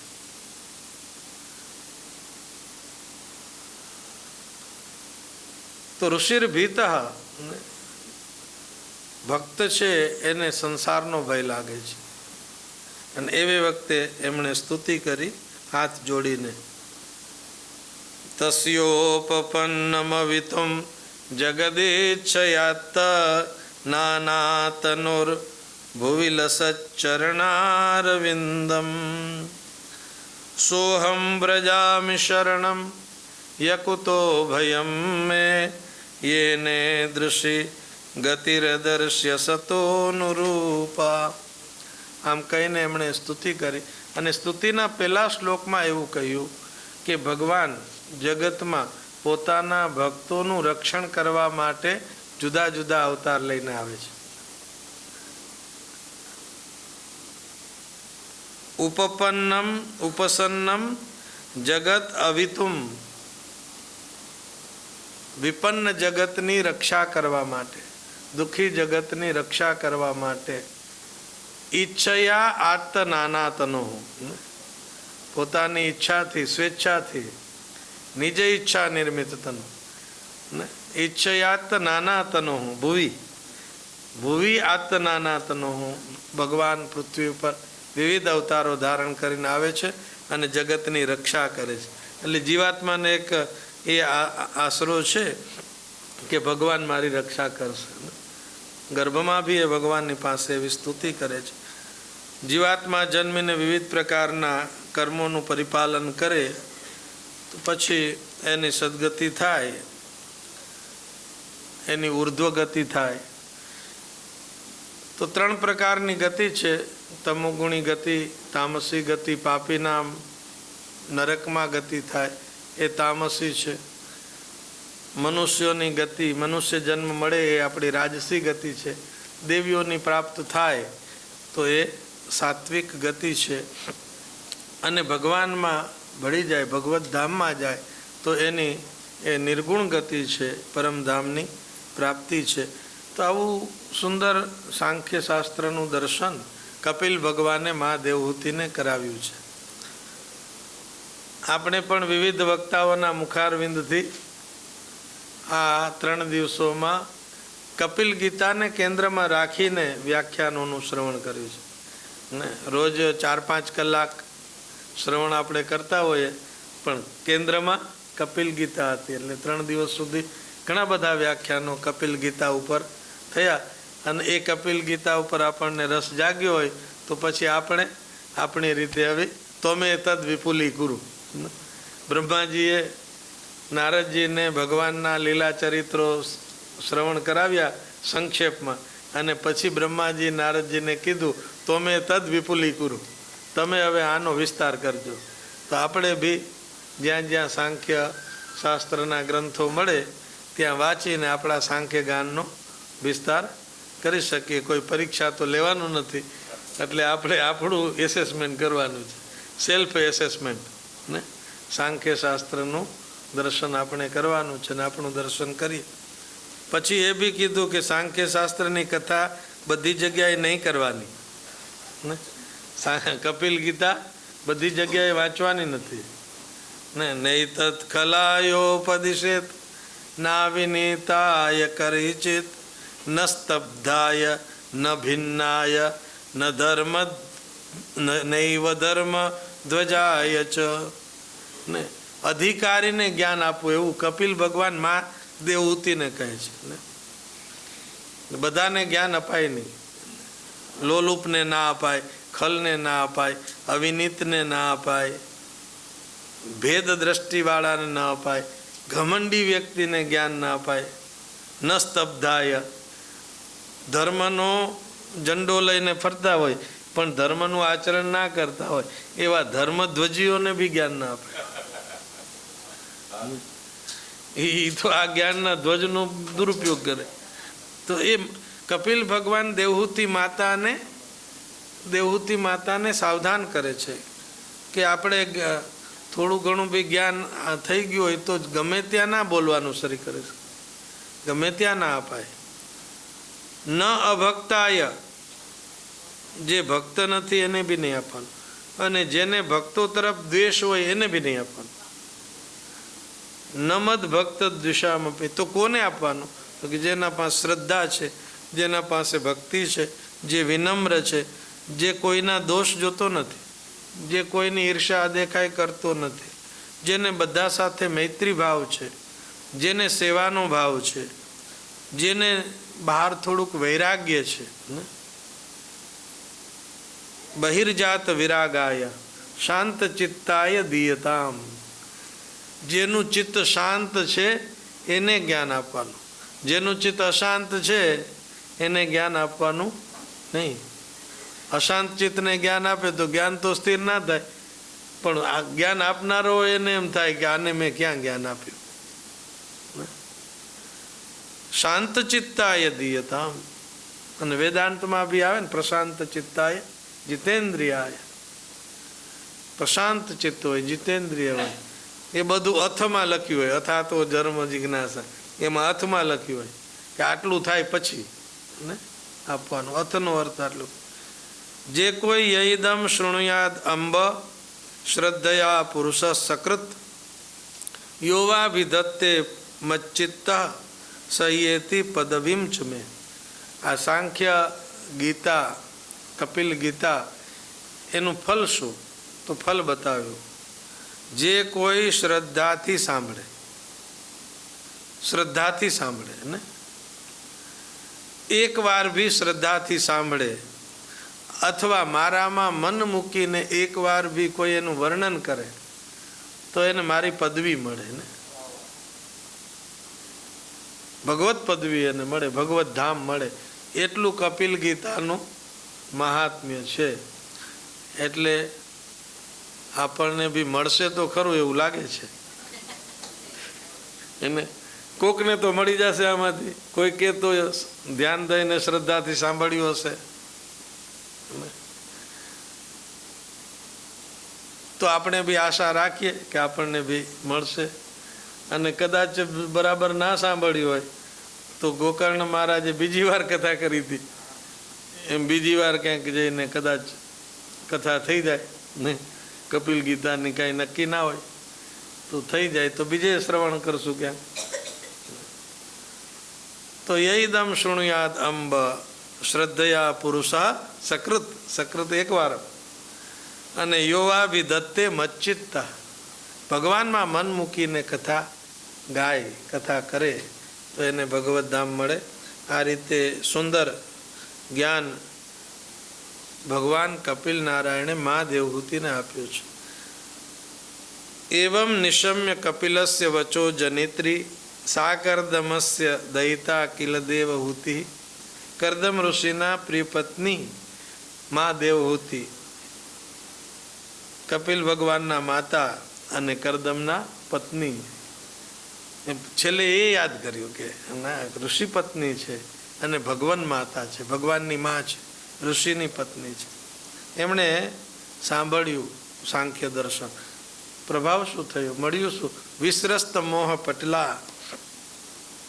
ને એક શબ્દમાં કપિલ ગીતા શ્રવણનું દેવહૂતિ માતાને જે ફલ મળ્યું, વિસ્રસ્ત મોહ પટલા, એનું મોહ પટલ હતું એ દૂર થઈ ગયું. એને શરૂઆત ક્યાંથી કરી હતી પ્રશ્નમાં? અથમે દેવ સમોહમ અપાકૃષ્ટુમ તમરહસી યો વગ્રહો હમેતિ તસ્મિન યોજિતસ્ત્વયા. ને મારો મોહ દૂર કેવી રીતે થાય એવું પૂછ્યું હતું, અને અહીં છેલ્લે મૂક્યું વિસ્રસ્ત મોહ પટલા. સાંખ્યને બરાબર સાંભળે સમજે તો મોહ પટલ દૂર થાય. અને એમણે કપિલ ભગવાનને પ્રણામ કર્યા, ઉપદેશ આપ્યો છે ને એટલે પ્રણામ કર્યા. અભિપ્રણમ્ય તુષ્ટાવ, પછી સ્તુતિ બી કરી. આપણે ભગવાનનું પૂજન કરીએ, સ્તુતિ કરીએ, એમ શિષ્ય જેમ ગુરુની સ્તુતિ કરે એમ દેવહૂતિ માતાએ સ્તુતિ બી કરી છે. તમ ત્વામ અહમ બ્રહ્મ પરમ પુમાંસમ પ્રત્યક સ્રોતસ સ્યાત્મનિ સંવિભાવ્યમ સ્વતેજસા ધ્વસ્ત ગુણ પ્રવાહમ વંદે વિષ્ણુમ કપિલમ વેદ ગર્ભમ. બોલીએ કપિલ નારાયણ ભગવાન કી જય. કપિલ ભગવાને કહ્યું, માં, મેં તમને આ સુંદર રસ્તો બતાવ્યો છે, મેં માર્ગ બતાવ્યો છે. માર્ગ બહુ સહેલો છે, અઘરો નથી બતાવ્યો. સુસેવ્યેન માર્ગેણાનેન માતસ્તે સુસેવ્યેન ઉદિતેન મે આસ્થિતેન પરામ કાષ્ઠામ અચિરાત અવરોધ્યસી. જો તમે આ માર્ગે ચાલશો, આ માર્ગ અઘરો નથી, સરળતાથી આ માર્ગે ચાલી શકાય એવું છે, જલ્દીથી મળશે. આમાં તમને કોઈ ડાઉટ ના રહ્યો, કોઈ સંશય ના કરતા. આવું કપિલ ભગવાન કહે. શ્રદ્ધત્સૈ તન મતમ મહ્યમ જુષ્ટમ યદ બ્રહ્મવાદિભી. અને આ માર્ગે ચાલીને પરમગતિ મળે છે એનો બ્રહ્મવાદીઓને અનુભવ છે. આ પ્રમાણિત માર્ગ છે, આના થાય છે. એટલે તમે આ મારા મત ઉપર શ્રદ્ધા રાખજો. આમ કહી અને કપિલ ભગવાન ત્યાંથી પછી પ્રસ્થાન કરે છે. ઇતિ પ્રદર્શ્ય ભગવાન સતીમ તામ આત્મનો ગતિમ સ્વમાત્રા બ્રહ્મવાદિન્યા કપિલોનુમતો યયૌ. કપિલ ભગવાન એ માતાની સંમતિ લઈને અનુમતિ લઈને ત્યાંથી પ્રસ્થાન કરે. અહીંયા દેવહૂતિ માતાને માટે હવે શબ્દ વાપર્યો બ્રહ્મવાદિની ને, એ બ્રહ્મવાદિની છે. પછી વર્ણન બી કર્યું હતું આપશે પય ફેન નિભાશૈયા દાંતા રૂક્મ પરિચ્છદા. કપિલ ભગવાનના ગયા પછી આવો દિવ્ય ઐશ્વર્ય વાળું ભવન, દિવ્ય પરિસર હતો, તો બી માતા દેવહૂતિ એ દુઃખી થયા. અને કેવા દુઃખી થયા? જ્ઞાત તત્વાપી. આપણને એવું થાય કે બ્રહ્મજ્ઞાનીને દુઃખ થાય ને બ્રહ્મજ્ઞાનીને વેદના થાય, તો એ કે જ્ઞાત તત્વ વનમ પ્રવ્રજિતે પત્યવ અપત્ય વિરહાતુરા જ્ઞાત તત્વાપી અભુન નષ્ટે વત્સે ગૌ રીવ વત્સલા.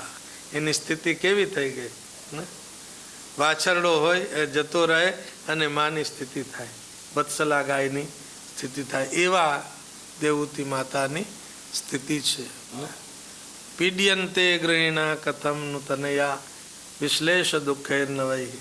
શકુંતલા જાય તો પાલિત દીકરી છે ને, એ જાય તો એ કણવ ઋષિને કેટલી વેદના થાય છે એનું વર્ણન કવિ કાલિદાસ કર્યું. યાસ્ય અત્યદ્ય શકુંતલે તે હૃદયમ સંસ્પૃષ્ટમુત્કંઠયા શકુંતલા પતિગ્રહમ સર્વે નુજ્ઞાયત. તો વાછરડો જતો રહે અને ગાય એને જે વેદના થાય એવી વેદના કપિલના ગયા પછી દેવહૂતિ માતાને થઈ છે. પરંતુ ભગવાને સમજાવ્યું હતું ને, તમે ધ્યાન કરજો ને, ધ્યાન સમજાવ્યું હતું એટલે એ ભગવદ રૂપનું ધ્યાન કરે છે. ભગવાનના પ્રસન્ન મુખારવિંદનું ધ્યાન કરે છે. ભક્તિ પ્રવાહનો પ્રબલ યોગ, વૈરાગ્ય, જ્ઞાન, એનાથી દેવહૂતિ માતા ન સસ્મારત દાત્માનમ સ્વપ્ને દૃષ્ટમિવોત્થિતા. સ્વપ્નમાંથી જાગે પછી એને સ્વપ્નનું અનુસંધાન ના હોય એ રીતે એ દેહનું સ્મરણ નથી કરતા. અને દેવહૂતિ માતા પણ આત્માનમ બ્રહ્મ નિર્વાણમ ભગવંતમ અવાપહ, એ માર્ગે ચાલતા ચાલતા એનું શરીર બી શાંત થઈ જાય છે, બ્રહ્મલીન થઈ જાય છે. સિદ્ધપુર નામ શા માટે પડ્યું એનું કારણ બતાવ્યું. તદ્વીરાસિત પુણ્યતમમ ક્ષેત્રમ ત્રૈલોક્ય વિશ્રુતમ નામના સિદ્ધપદમ યત્ર સા સંસિદ્ધિમ ઉપેયુષી. માતા દેવહૂતિને સિદ્ધિ મળી એટલે સિદ્ધપુર. સાંખ્ય માર્ગે ચાલીને મા દેવહૂતિ સિદ્ધ થયા. અહીં કરદમ ઋષિ બી સિદ્ધ હતા, એ બી રહેતા હતા. અને કપિલ ભગવાન તો સિદ્ધ ગણાધીશા, સિદ્ધ ગણોના અધિપતિ હતા. એટલે આ બધા સિદ્ધો રહેતા હતા એટલે એ સિદ્ધપુર નામ થયું. યઈદમ અનુશૃણોતિ યો વિધત્તે કપિલ મુનેર મતમાત્મ યોગ ગુહ્યમ ભગવતી કૃતદી સુપર્ણ કેતવ ઉપલબ્ધતે ભગવત પદારવિંદમ. જે કોઈ આ કપિલ મુનિનો મત ને, એ કેવો મત છે? આત્મયોગ ગુહ્ય મત. આત્મયોગના ગૂઢ રહસ્યો આ દર્શનમાં બતાવ્યા છે.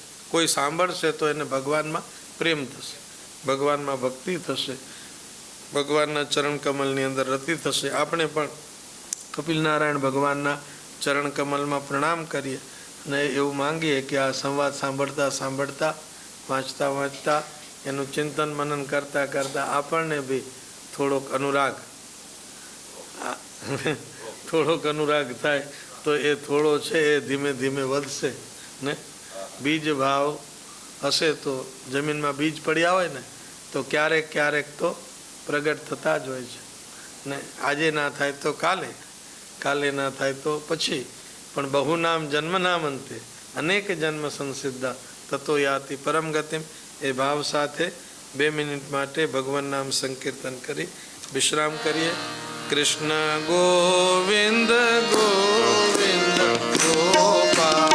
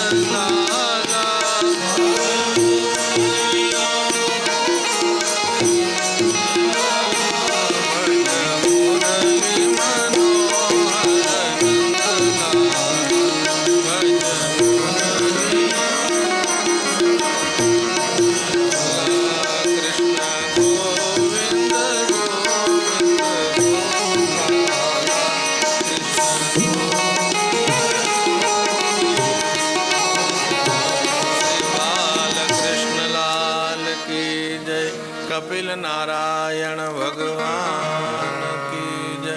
શ્રી સચ્ચિદાનંદ ભગવાન કી, શ્રી સદગુરુદેવ મહારાજ કી જય. હરયે નમઃ હરયે નમઃ હરયે નમઃ. શ્રી વૃંદાવન બિહારી લાલ કી જય. અમલ કરવો જ પડે.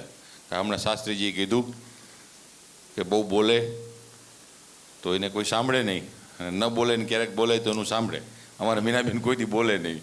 એમણે એમ કીધું કે અમારે બધાની ઈચ્છા એવી છે કે રાધુ બોલે થોડુંક સમાપન, એટલે થોડુંક 5 મિનિટ તો. એટલે ગૌતમભાઈ ગુરુજીની આજ્ઞા લઈ અમારે બધાની આ જે ઈચ્છા છે કે ડૉક્ટર 5 મિનિટ માટે એ પોતાના વિચાર પ્રગટ કરે. આપની આજ્ઞા છે ને ગુરુજી? હા, તો ગુરુજી આજ્ઞા આપી દીધી છે. નરેન્દ્રભાઈ આ જ પાડતા હોય એટલે 5-10 મિનિટ માટે, ભલે 15 થઈ જાય તો ચિંતા નથી. હા, આપણે 6:30-7 વાગ્યા સુધી હલાવવાનું છે. આ તો ચાલ્યા જ કરશે બધું, આવવાનું જવાનું આ બધું ચાલ્યા જ કરશે. એટલે આપ શાંતિથી બોલો, સાંભળીએ અમે.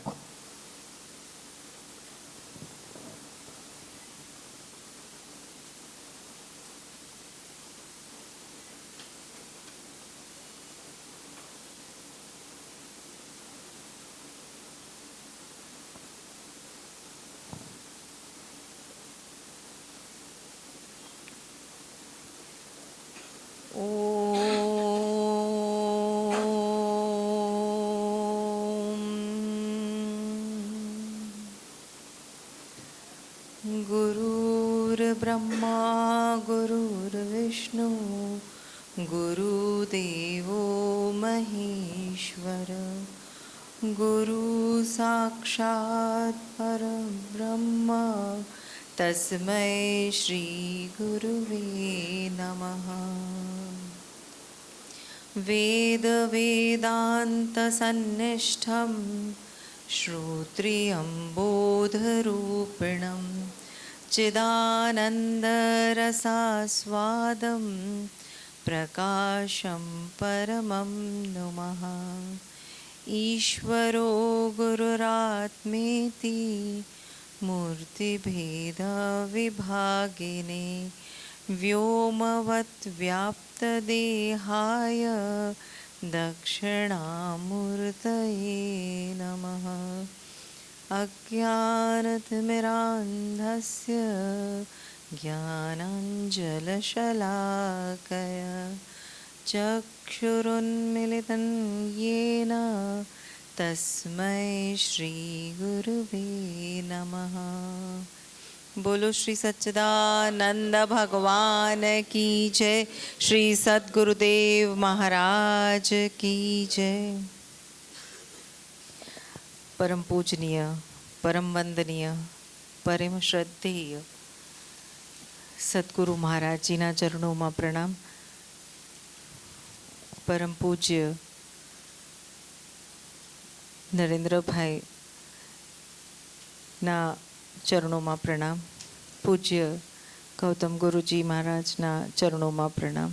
પૂજ્ય ભરતભાઈજીના ચરણોમાં પ્રણામ. અને આપ સૌ સત્સંગ પ્રેમી મારા માતા પિતા તુલ્ય શૈલેષ ભગત અને મીનાબેનને કોટી કોટી વંદન. અને આપ સૌને પ્રણામ.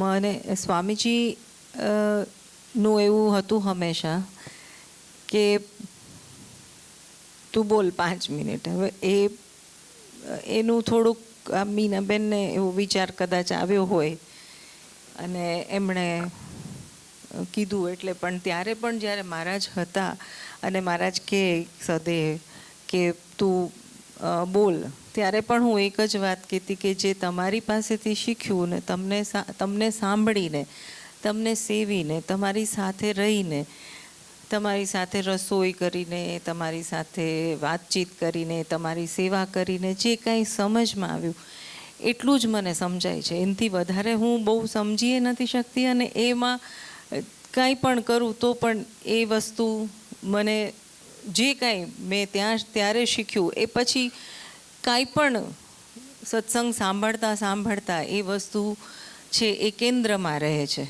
એનાથી એક પ્રકાશ હંમેશા બને રહે છે કે કોઈ શાસ્ત્ર સાંભળતા હોય, કોઈ શાસ્ત્ર વાંચતા હોઈએ, કોઈ સત્સંગ સાંભળીએ, કોઈ મહાપુરુષને સાંભળીએ તો મહારાજજીની સેવા કરતાં કરતાં જે વસ્તુ સમજી શીખી એ કેન્દ્રમાં હોય તો એ બધું પ્રકાશિત થાય છે.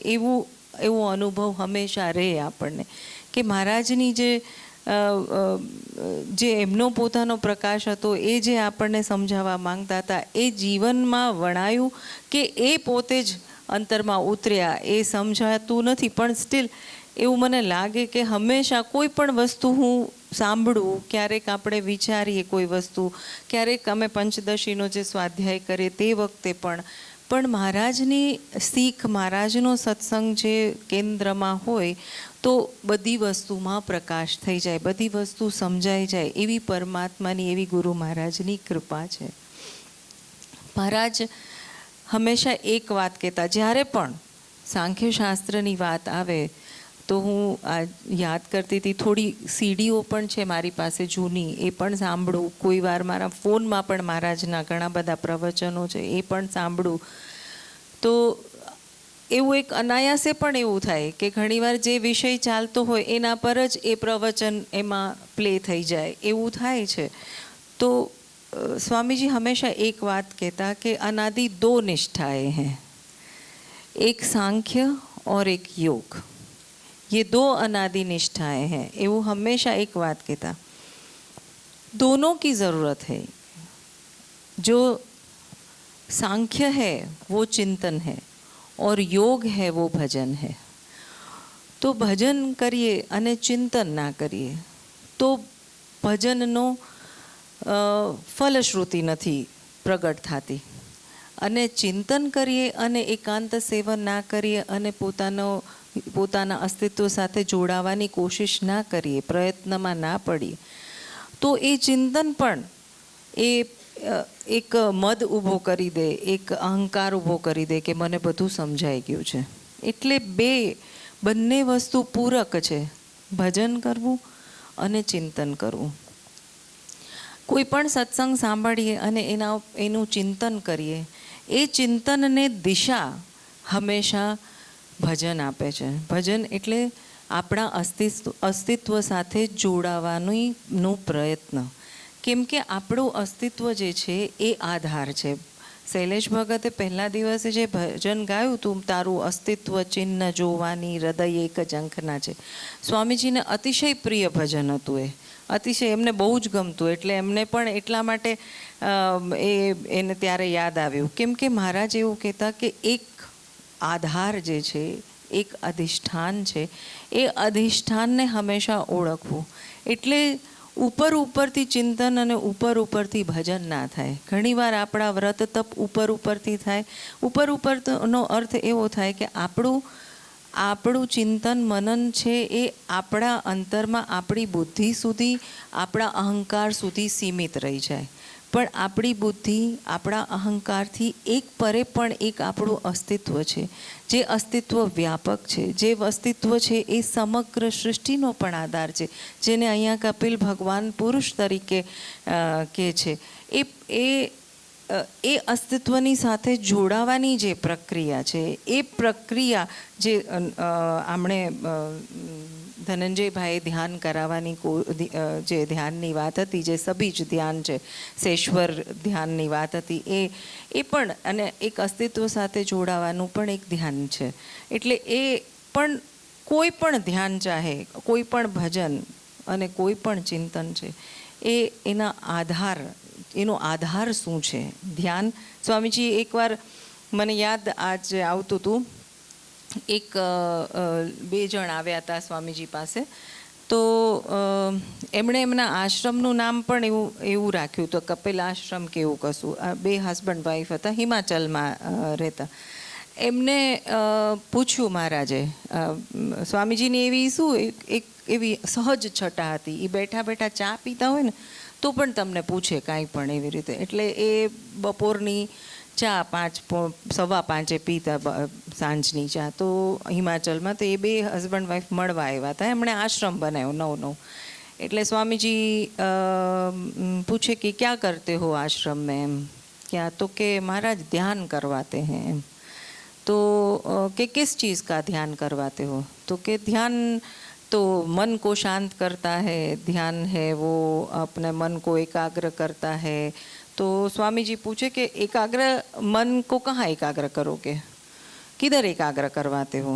तो कुछ तो करते होगे. बोले कोई म्यूज़िक बजाते होंगे, कोई मंत्र देते होंगे. तो कि नहीं, वो श्वास प्रश्वास की गति पे ध्यान देना. और તો સ્વામીજી ત્યારે એક વાર્તા સંભળાવતા હતા કે કોઈ એક છોકરી છે જે કુંવારી છે, એને એવું કહે કે પતિનું ધ્યાન કરો. તો એના મનમાં જે કલ્પના છે એવા પતિનું એ ધ્યાન કરશે. પછી મહારાજના એવા શબ્દો છે ને કે બધા સશબ્દ યાદ છે. સ્વામીજી કે ફિર ઉસ લડકી કા રોકા હો જાતા હૈ. એટલે એની સગાઈ થઈ જાય, એની એન્ગેજમેન્ટ થઈ જાય. એણે જોઈ લીધું એક વખત કે આની સાથે મારે લગ્ન થવા. પછી એને કોઈ કહે કે તું તારા પતિનું ધ્યાન કર, તો એ એકદમ તાદ્રશ ધ્યાન કરશે. એને બધી જ ખબર પડશે નખ શીખ કે પોતાનો પતિ કેવો છે, એણે એક વખત જોયું હોય તો. એટલે હંમેશા કોઈ પણ ધ્યાન છે, કોઈ કર્મ છે, એનું એક ધ્યેય બહુ જરૂરી છે. જ્યાં સુધી એ ધ્યેય છે એ નિશ્ચિત ના થાય ત્યાં સુધી ધ્યાન પરિપક્વ નથી થતું. અને એ ધ્યેયને નિશ્ચિત કરવાનું જે સોપાન છે એ ધારણા છે. એટલે જે અષ્ટાંગ યોગની વાત કરતા હતા, યમ, નિયમ, આસન, પ્રાણાયામ, પ્રત્યાહાર, ધારણા, ધ્યાન, સમાધિ, એમાં પહેલાં 5 છે એ બહિરંગ છે, અને પછીના ધારણા, ધ્યાન અને સમાધિ એ 3 અંતરંગ છે. એને સંયમ, એ ત્રિપુટીને સંયમ કે. એમાં સૌથી પહેલાં ધારણા ખબર હોવી જોઈએ કે ધ્યાન શેનું છે, મારું કર્મ કઈ બાજુ જાય છે, હું સત્સંગ સાંભળું છું તો શેના માટે સાંભળું છું, મારે શું જોઈએ છે જેના કારણે હું સાંભળું છું. એટલે ભરતભાઈ આજે એમણે વાત પૂરી નથી કરીને, હવે કદાચ કરશે પણ, કે આ બધા વાચ્યાર્થ કે છે અને આપણે લક્ષ્યાર્થને સમજવાનું છે. તો એ ધારણા શું છે અંતરમાં, એ પરિપાક થાય ધારણા, તો ધ્યાનમાં પરિણિત થાય. અને ધ્યાન પરિપાક થાય તો દરેક વસ્તુનું સમાધાન થાય. એ સમાધિની અવસ્થા છે. એને લગાવવી નથી પડતી, એ ક્યાંયથી આવતી નથી, ક્યાંયથી ઉતરતી નથી. એ સ્વયં પ્રગટ છે, એને ઉદ્ઘાટિત કરવાની છે, એને પરિપાક કરવાની છે. તો આજે કપિલ મહારાજનો જે આખો દેવહૂતિ મહારાજનો માતા સાથેનો સંવાદ છે એ એટલો બધો અદ્ભુત છે. એને શરૂઆતથી સાંભળીએ, વાંચીએથી લઈને જ્યાં સુધી એમને મોક્ષની પ્રાપ્તિ થાય છે ત્યાં સુધીની જે સંવાદ છે, આખો વાંચવાની કોશિશ મેં, આ જેમ પંકજભાઈએ કર્યું હોમવર્ક, એમ મેં પણ કર્યું હતું. બધું મારું એવું છે કે મને એ શાસ્ત્ર વિશે કે એક પર્ટિક્યુલર શ્લોકને લઈને હું પણ ઓવરઓલ આપણને ખ્યાલ આવે કે એ જે આપણા જીવનનું લક્ષ્ય છે, પરમ લક્ષ્ય છે, એનો અનુક્રમ છે. એમાં એ ક્યાંથી આપણી શરૂઆત છે, આપણા અસ્તિત્વનું શું સ્વરૂપ છે, ત્યાંથી લઈ અને આપણે જીવનમાં શું કરી અને મોક્ષને પ્રાપ્ત કરવો, એ આખી સાધનાની આપણા જીવનનો એક આખો અનુક્રમ છે. એ અનુક્રમ છે કપિલ ગીતા કે કપિલ ઉપાખ્યાન, જે બી કહીએ એ પણ એ આખું છે. એટલે આપણને ક્યારેક એવું થાય કે જો આપણે એ વસ્તુ પર ધ્યાન આપીએ તો આપણું જીવન જો આવી રીતે વ્યતીત થાય તો આપણને પણ આ જે ફલશ્રુતિ છે એ ફલશ્રુતિ આપણા જીવનમાં પણ પ્રગટ થઈ શકે કપિલ ગીતાની. અને ગુરુ મહારાજની દયા હોય તો થઈ જ જાય એવો આપણને કોન્ફિડન્સ પણ હોય, કેમ કે આપણને ખ્યાલ આવે કે ઘણી બધી વસ્તુ અને સ્વમૂલ્યાંકન કરતાં કરતાં પણ ખ્યાલ આવે કે આપણે લક્ષ્યાર્થ સાથે કેટલા જોડાયા, આપણું વાચ્યાર્થ કેટલું છે, વાચ્યાર્થમાંથી લક્ષ્યાર્થ તરફ જવાનો આપણો પ્રયાસ છે કે નહીં. તો આ જે 3 દિવસ જે ગયા એણે પરિવર્તન જીવનમાં કર્યું હોય, પરિવર્તન આપણા વિચારોમાં થાય અને થયું જ છે. અને મને પણ એવું લાગે કે કોઈ પણ સત્સંગ છે એ શરૂ થાય અને અંત થાય તો આપણે સ્વમૂલ્યાંકન કરવું કે આપણા જીવનમાં, આપણા વિચારોમાં શું પરિવર્તન આવ્યું, શું આપણે કશું કરતા નહોતા એ કરવા માંડશું, શું આપણે પણ જાણ્યું કે આ ધારણા કેવી રીતે પરિપાક કરવી, શું આપણે પણ જાણ્યું કે હવે આપણે શું કરવાનું છે. તો આ જે અનાદિ બે નિષ્ઠા છે, સાંખ્ય અને યોગ, એ એકબીજાની પૂરક છે. ધ્યાન કરીએ તો ચિંતન છે એ દિશા આપે, અને ચિંતન કરીએ તો ધ્યાન છે અથવા તો જે યોગ છે, જે યુક્ત થવાનું છે, એ યુક્ત છે એ યુક્તિમાં પરિણિત થાય અથવા યુક્ત એવી અવસ્થામાં પરિણિત થાય. એટલે ચિંતન છે એ દિશા આપે યોગને, અને યોગ છે એ ચિંતનમાં સહાયક છે. એવી સ્વામીજીનું અંદરથી હંમેશા એક આ વાત કહેતા, અને એ બે વસ્તુ પર બહુ જ ભાર દેતા. અને સ્વામીજી આજે પણ મને સૌથી પહેલા દિવસે જ્યારે ગૌતમ ગુરુજીએ પોતાનું વક્તવ્ય આપ્યું, ગુરુજી તો તમારા બધા જ શ્લોક જેટલા પણ આવ્યા એ મારે કહેવું હતું કે જેટલા પણ શ્લોક આપ બોલ્યા એટલે બધા જ શ્લોક સ્વામીજીને પ્રિય હતા. એ જ બોલતા જ કે પેલું પ્રણિપાતેન પરિપ્રશ્નેન સેવયા, એમાં પરિપ્રશ્નનો અર્થ જે એમનો હતો, પ્રણિપાતનો અર્થ જે હતો એ, પછી દદામિ તે દિવ્ય ચક્ષુ, એ તો મેં પાછું એવું વિચાર્યું હતું, એવું મારે બધામાં જાહેરમાં મારે કેવું નથી, પણ સ્ટીલ મારા મનમાં એવું હતું કે જો તમે એ બોલી જાઓ દદામિ તે દિવ્ય ચક્ષુ આ વખતે, તો હું એવું સમજીશ કે મારા મહારાજ બરાબર આપણને દિશા આપી છે એવી રીતે કરીને.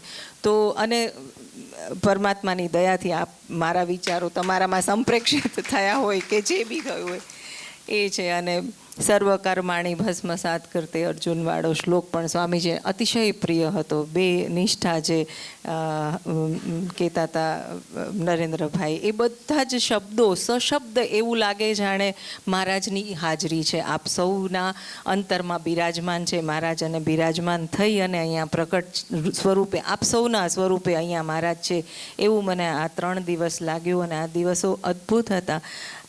આપ સૌને અંતરથી પ્રણામ, અને આટલું કહીને મારી વાણીને ગુરુ મહારાજજીના ચરણોમાં વિરામ આપું છું.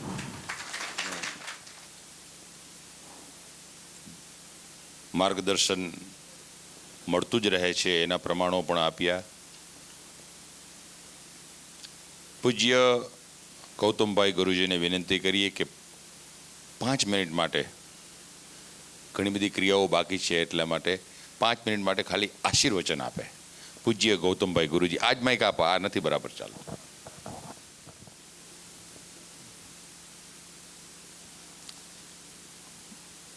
ડૉક્ટર બેને બહુ સરસ વાતો કરી,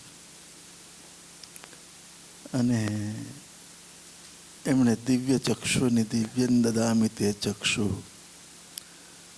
ગુરુ દૃષ્ટિ આપે છે. તમે જે કહો છો ને એ અનુસંધાન ચાલ્યું જ આવે છે. મને 5 મિનિટ આપી છે, કદાચ એનાથી પણ એકાદ મિનિટ ઓછી થશે, પણ જે ગુરુ પાસેથી દૃષ્ટિ મળી એ અહીંથી ગયા પછી નિરંતર હંમેશાને માટે એ મારામાં દૃષ્ટિ સ્થિર થાય. એ શ્લોકનું પઠન આપણે કરીએ. સતત પોતપોતાના ગુરુદેવ એમના ચરણોમાં પ્રાર્થના, પોતાના આરાધ્ય દેવ એમના ચરણોમાં પણ પ્રાર્થના. એ જ પ્રાર્થના જે અંતમાં જે કહી, એટલે આ પ્રાર્થનાનું જે આપણે નામકરણ કરીએ, નિવસતુ મયિ નિત્યમ શ્રી ગુરોર દિવ્ય દૃષ્ટિ.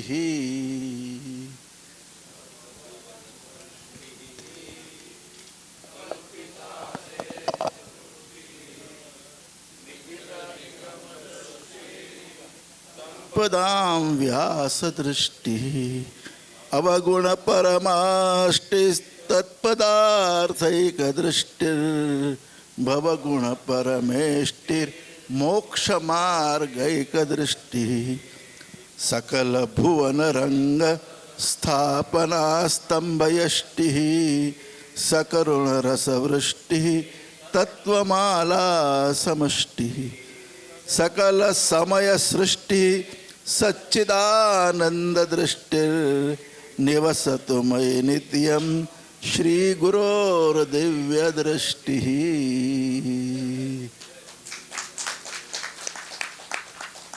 બસ આ જ પ્રાર્થનાને લઈને હૃદયમાં આપણે આ ગુરુ પૂર્ણિમાની પૂર્વ સંધ્યાનો અને જે કપિલ ભગવાને જે દૃષ્ટિ આપી એ દૃષ્ટિને નિત્ય સ્થિર કરવાનું, અને એ દૃષ્ટિ દ્વારા જ આપણને પ્રભુ દર્શન થાય, આત્મદર્શન થાય. એ માટેના પ્રયત્નો આપણે આરંભીએ. ભગવાનને નિરંતર પોતાના આરાધ્ય દેવને પ્રાર્થના કરીએ કે આ દિવ્ય દૃષ્ટિ અમારામાં સ્થિર થાય. સદગુરુ ભગવાન કી જય. ગુરુજીના આશીર્વાદ પ્રાપ્ત થયા.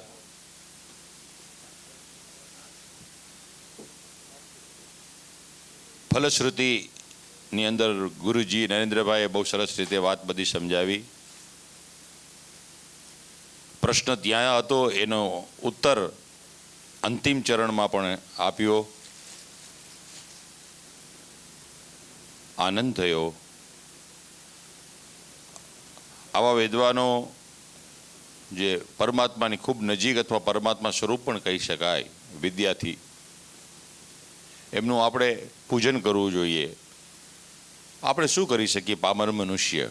છતાં પણ જે સ્વામીજીએ પરંપરા બતાવી છે, જે વિવેક બતાવ્યો છે, એ વિવેકને સન્માન આપવા માટે સ્વામીજીના કથનને જીવનમાં ઉતારતા આપ સર્વ વિદ્વાનોનું યથાકિંચિત અમે પૂજન અર્ચન અને દર્શન કરશું. તો આપ એ સ્વીકારો, અને એમાં ક્ષતિ હોય તો આપ મને સૂચન પણ આપી શકો. હા, કે ભાઈ આમાં આમ કરી શકાય, આમ ન કરાય, આમાં આટલું હતું, આમાં આમ જે હોય આપ સૂચન, મને સૂચન ગ્રાહ્ય છે આ. હા, તો સૌથી પહેલાં ભગતને મીનાબેનને કહીએ, ડૉક્ટર આવે સાથે રાધુ, અને નરેન્દ્રભાઈનું સ્વાગત એટલે પૂજન દીપકભાઈ સાથે જશે, અને રમણીભાઈ મંત્ર બોલશે. ચલો. અખંડ મંડલાકારમ વ્યાપ્તમ યેન ચરાચરમ તદપદમ દર્શિતમ યેન તસ્મૈ શ્રી. આ જોઈ લે, ભૂલાઈ ના જાય. ઉપર જોઈ અહીં જોઈ લે.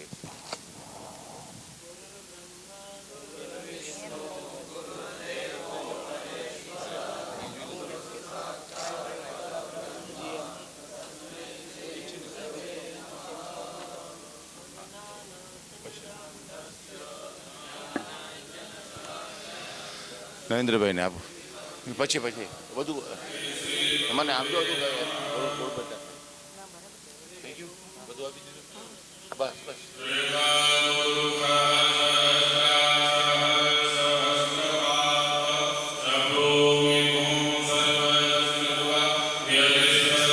ગૌતમભાઈ ગુરુજી, ગૌતમભાઈ ગુરુજીનું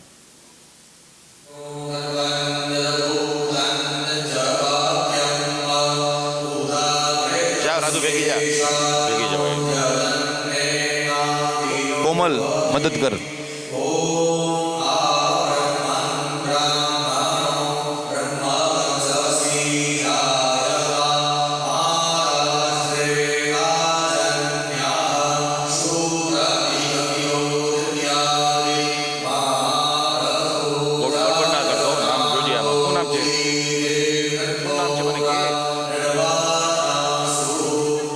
હેમેન્દ્ર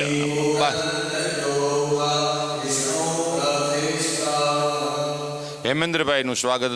આપણે મંત્રની જરૂર નથી, હું એમને બોલી દઈશ. એ નામ જ મંત્ર છે. હેમેન્દ્રભાઈ નામ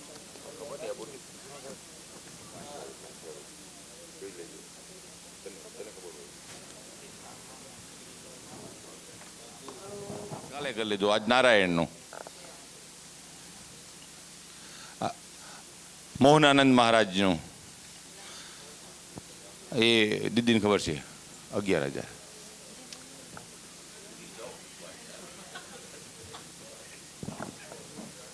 રાખો. અરે પત્રમ પુષ્પમ છે ભાઈ.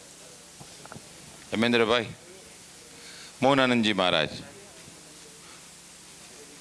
વિજયભાઈ શાસ્ત્રી 5,000.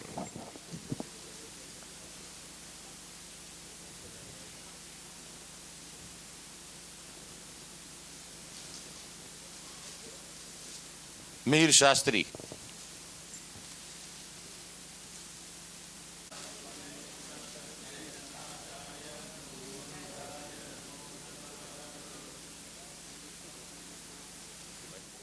નગર દિવ્યા હોય તો કરવું પડે. जगदीश भाई निर्मल मन का आदमी है.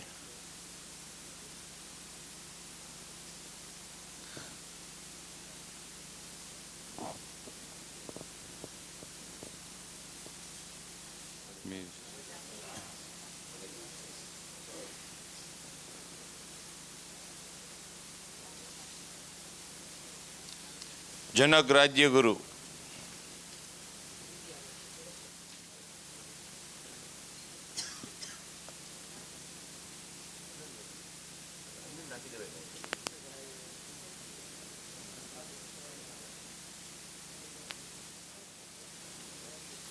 રાજકોટ વાળો હાર્દિક. આ બે હાર્દિક છે ને અમારે. એક હળવદ વાળો છે મારો, એ મારો જ છે પણ ઓલો મારો છે.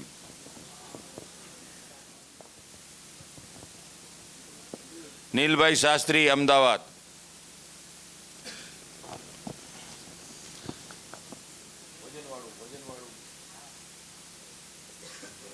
રવિભાઈ શાસ્ત્રી બહુ મહેનત કરી ભાઈ આ વખતે.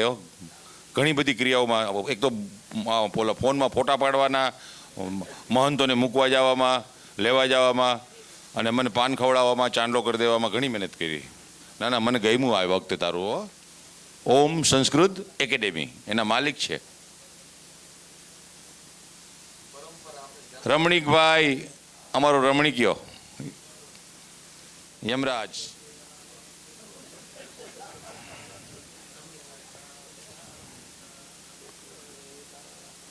વિશાલ હળવદ.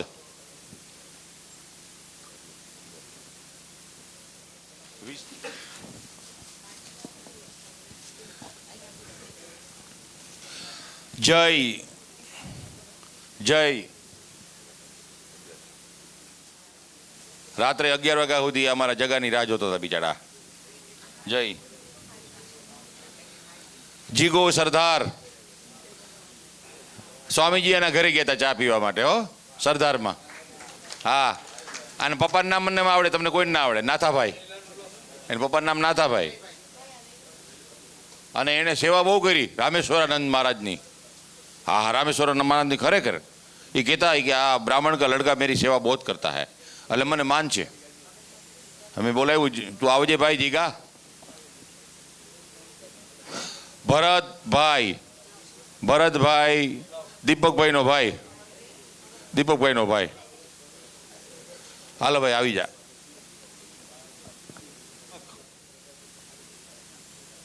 મનસ્વીના પપ્પા,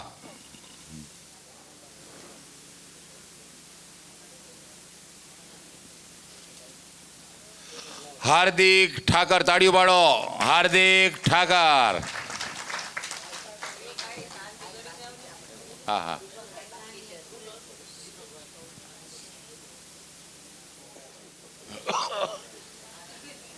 કલ્પેશ,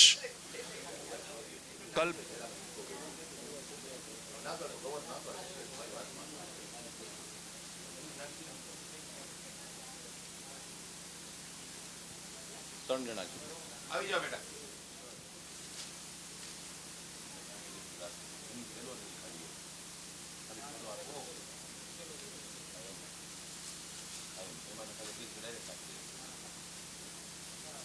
ત્રણ આપી દે.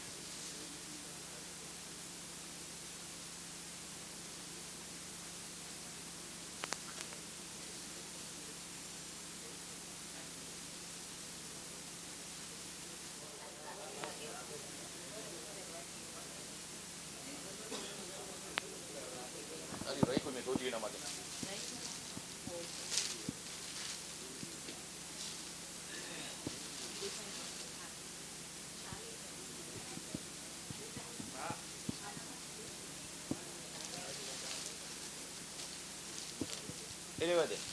રાહ મને આપી દે, આપી દે બધું અમે લઈ લે. કવર દઈ દે. બાપુ આવી જાઓ. તમારા શું નામ છે? ગોપાલ, આવી જાઓ ભાઈ.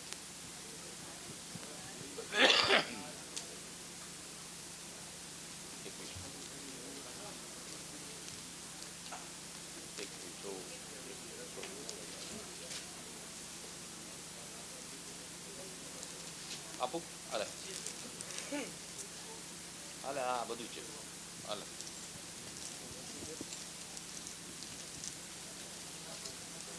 હાલે દે દે દે દે દે દે દે દે.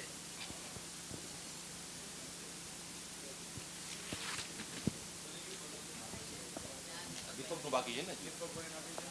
દીપકનું આપી દો. ના ના, એ બિપિનનું નવું ધોતિયું આપી દો. મને ગમતું હતું, મને ગમતું હતું. હા હા, ના ના ના, છે રાખ્યું તારું હાચવીને. આ લ્યો આપી દો. આ અબોટીને 5 આપી દો. 5 આપી દો. આપ મારા મેં તને આપ્યા તો ખરા એટલામાં. કેટલા આપ્યા? બધા આપી દે.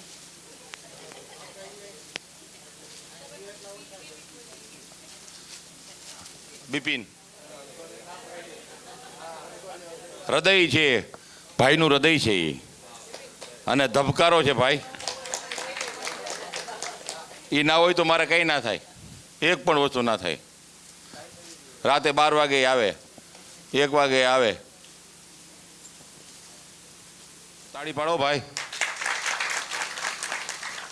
હવે ઓલો ભરત એક ઊભો થયો એનો પકડી દઈએ. 1100 રૂપિયા કરો ખાલી. એક ભરત મોરબી, વિનાયકના પપ્પા, વિશ્વાના પપ્પા, ભરતભાઈનો અંગ.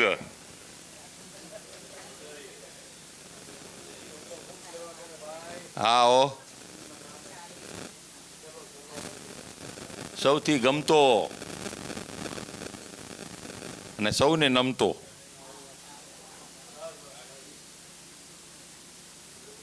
હાલો વ્યાજ સાથે હાલે. એ બધું એના પાસે જવાનું છે.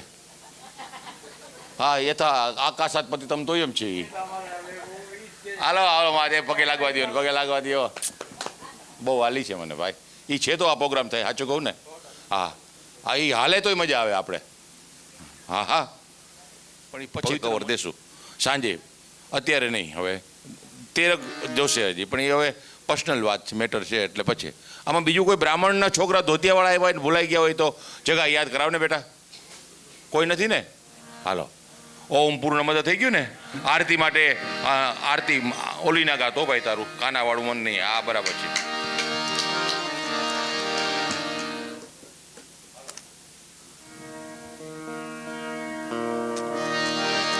આનંદ મંગલ સદગુરુદેવની આરતી.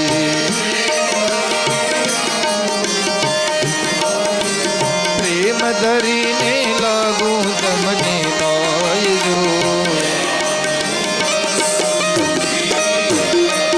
હે આનંદ મંગલ સદગુરુજીની આરતી.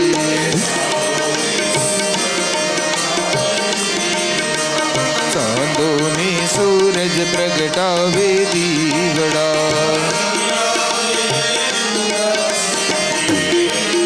એમાં દરિયા દેવે પૂર્યા છે દિવેલ જો.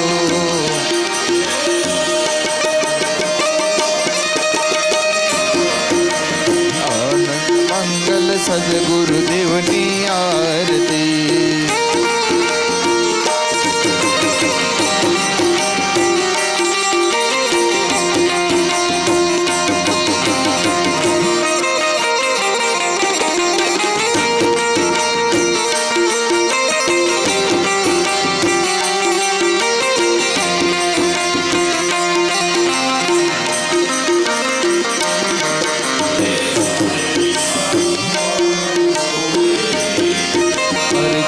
દિશા દેવાયો ડોળે વીંજણા.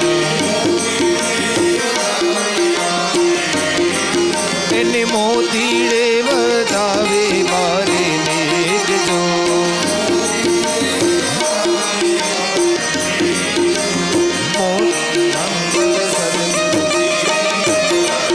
એવી આનંદ મંગલ સદગુરુદેવની આરતી.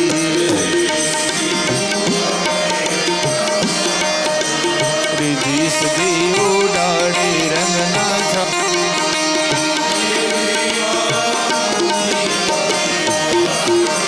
તેથી મારા ગુરુજી રાજી થાયજો.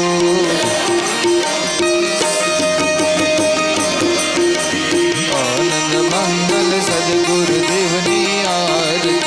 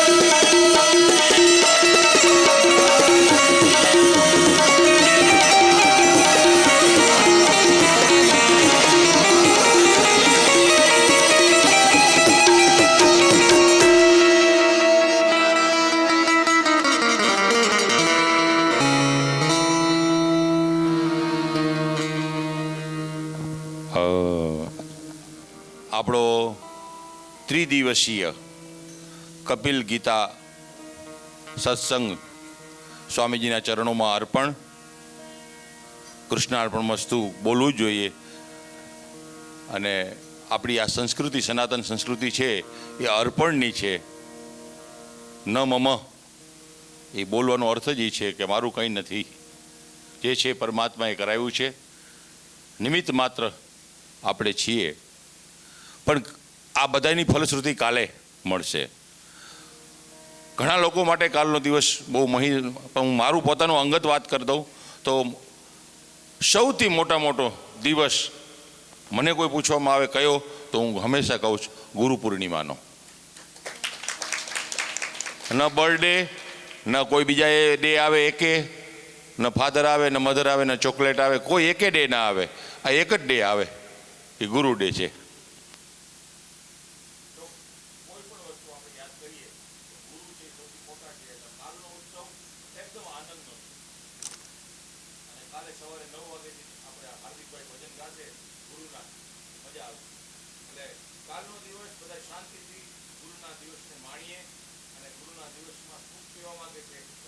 દિવસ આવે તો પણ આ 3 દિવસનું પુણ્ય એમાં મળી જાય એવો દિવસ છે આ કાલે. એટલે કાલનો દિવસ મિસ ના કરવો. આ 3 દિવસ ના આવી ગયા હોય કોઈ અને કાલે એક દિવસ આવે અને કપિલ ગીતા નથી સાંભળીને તો પણ કાલે ગુરુનું પૂજન કરે એટલે બધાયનું પૂજન શરૂ થઈ જાય. એટલે ગુરુ ગીતાની અંદર એક શ્લોક આપ્યો છે કે ગુરુનું પૂજન કરવાથી બધાયનું પૂજન, અને ગુરુ રૂષ્ટ થાય ગમે એટલા પ્રયાસ કરો તો પણ કઈ કામ આવે નહીં. આપણા ગુરુ તો હંમેશા પ્રસન્ન છે, તો જ મોહનાનંદ મળે આપણે. એટલે આ બધું હજીનો વારો નથી, મને પછી યાદ આવ્યું, કાલે એનો વારો લઈ લેશું. આજે મને એ મગજમાં નીકળી ગઈ વાત, પણ એટલે મેં મોહનાનંદ મહારાજના નામ ઉચ્ચાર કરીને એને યાદ કરી લીધા. એટલે બહુ આનંદનો વિષય. હવે આપણે બધાય 3 મિનિટ માટે ખાલી ધૂન બોલશું, પછી આપણે આપણા સ્થાન ઉપર પ્રસાદ લઈને ઘરે ઘરે જાશું. અને અબોટીભાઈને વિનંતી કરવામાં આવે કે ગૌતમ ગુરુજીને પાછો લઈને તો હવેલી જવાનું છે તારી ગાડીમાં. એટલે એમનું ચરણારવિંદ પડી જાય ને તો તારી ગાડીમાંથી આપણે BMW લેવી છે ને લેવાઈ જાય. એટલે ગુરુજીને લઈ જાય. હા. અને તારી ગાડીમાં અને બેસાડી અને દર્શન કરાવી લઈ આવજે. ભોજન પહેલા આવી જાય, બરાબર? એટલે તું નીકળી જાય પ્રસાદ લઈને.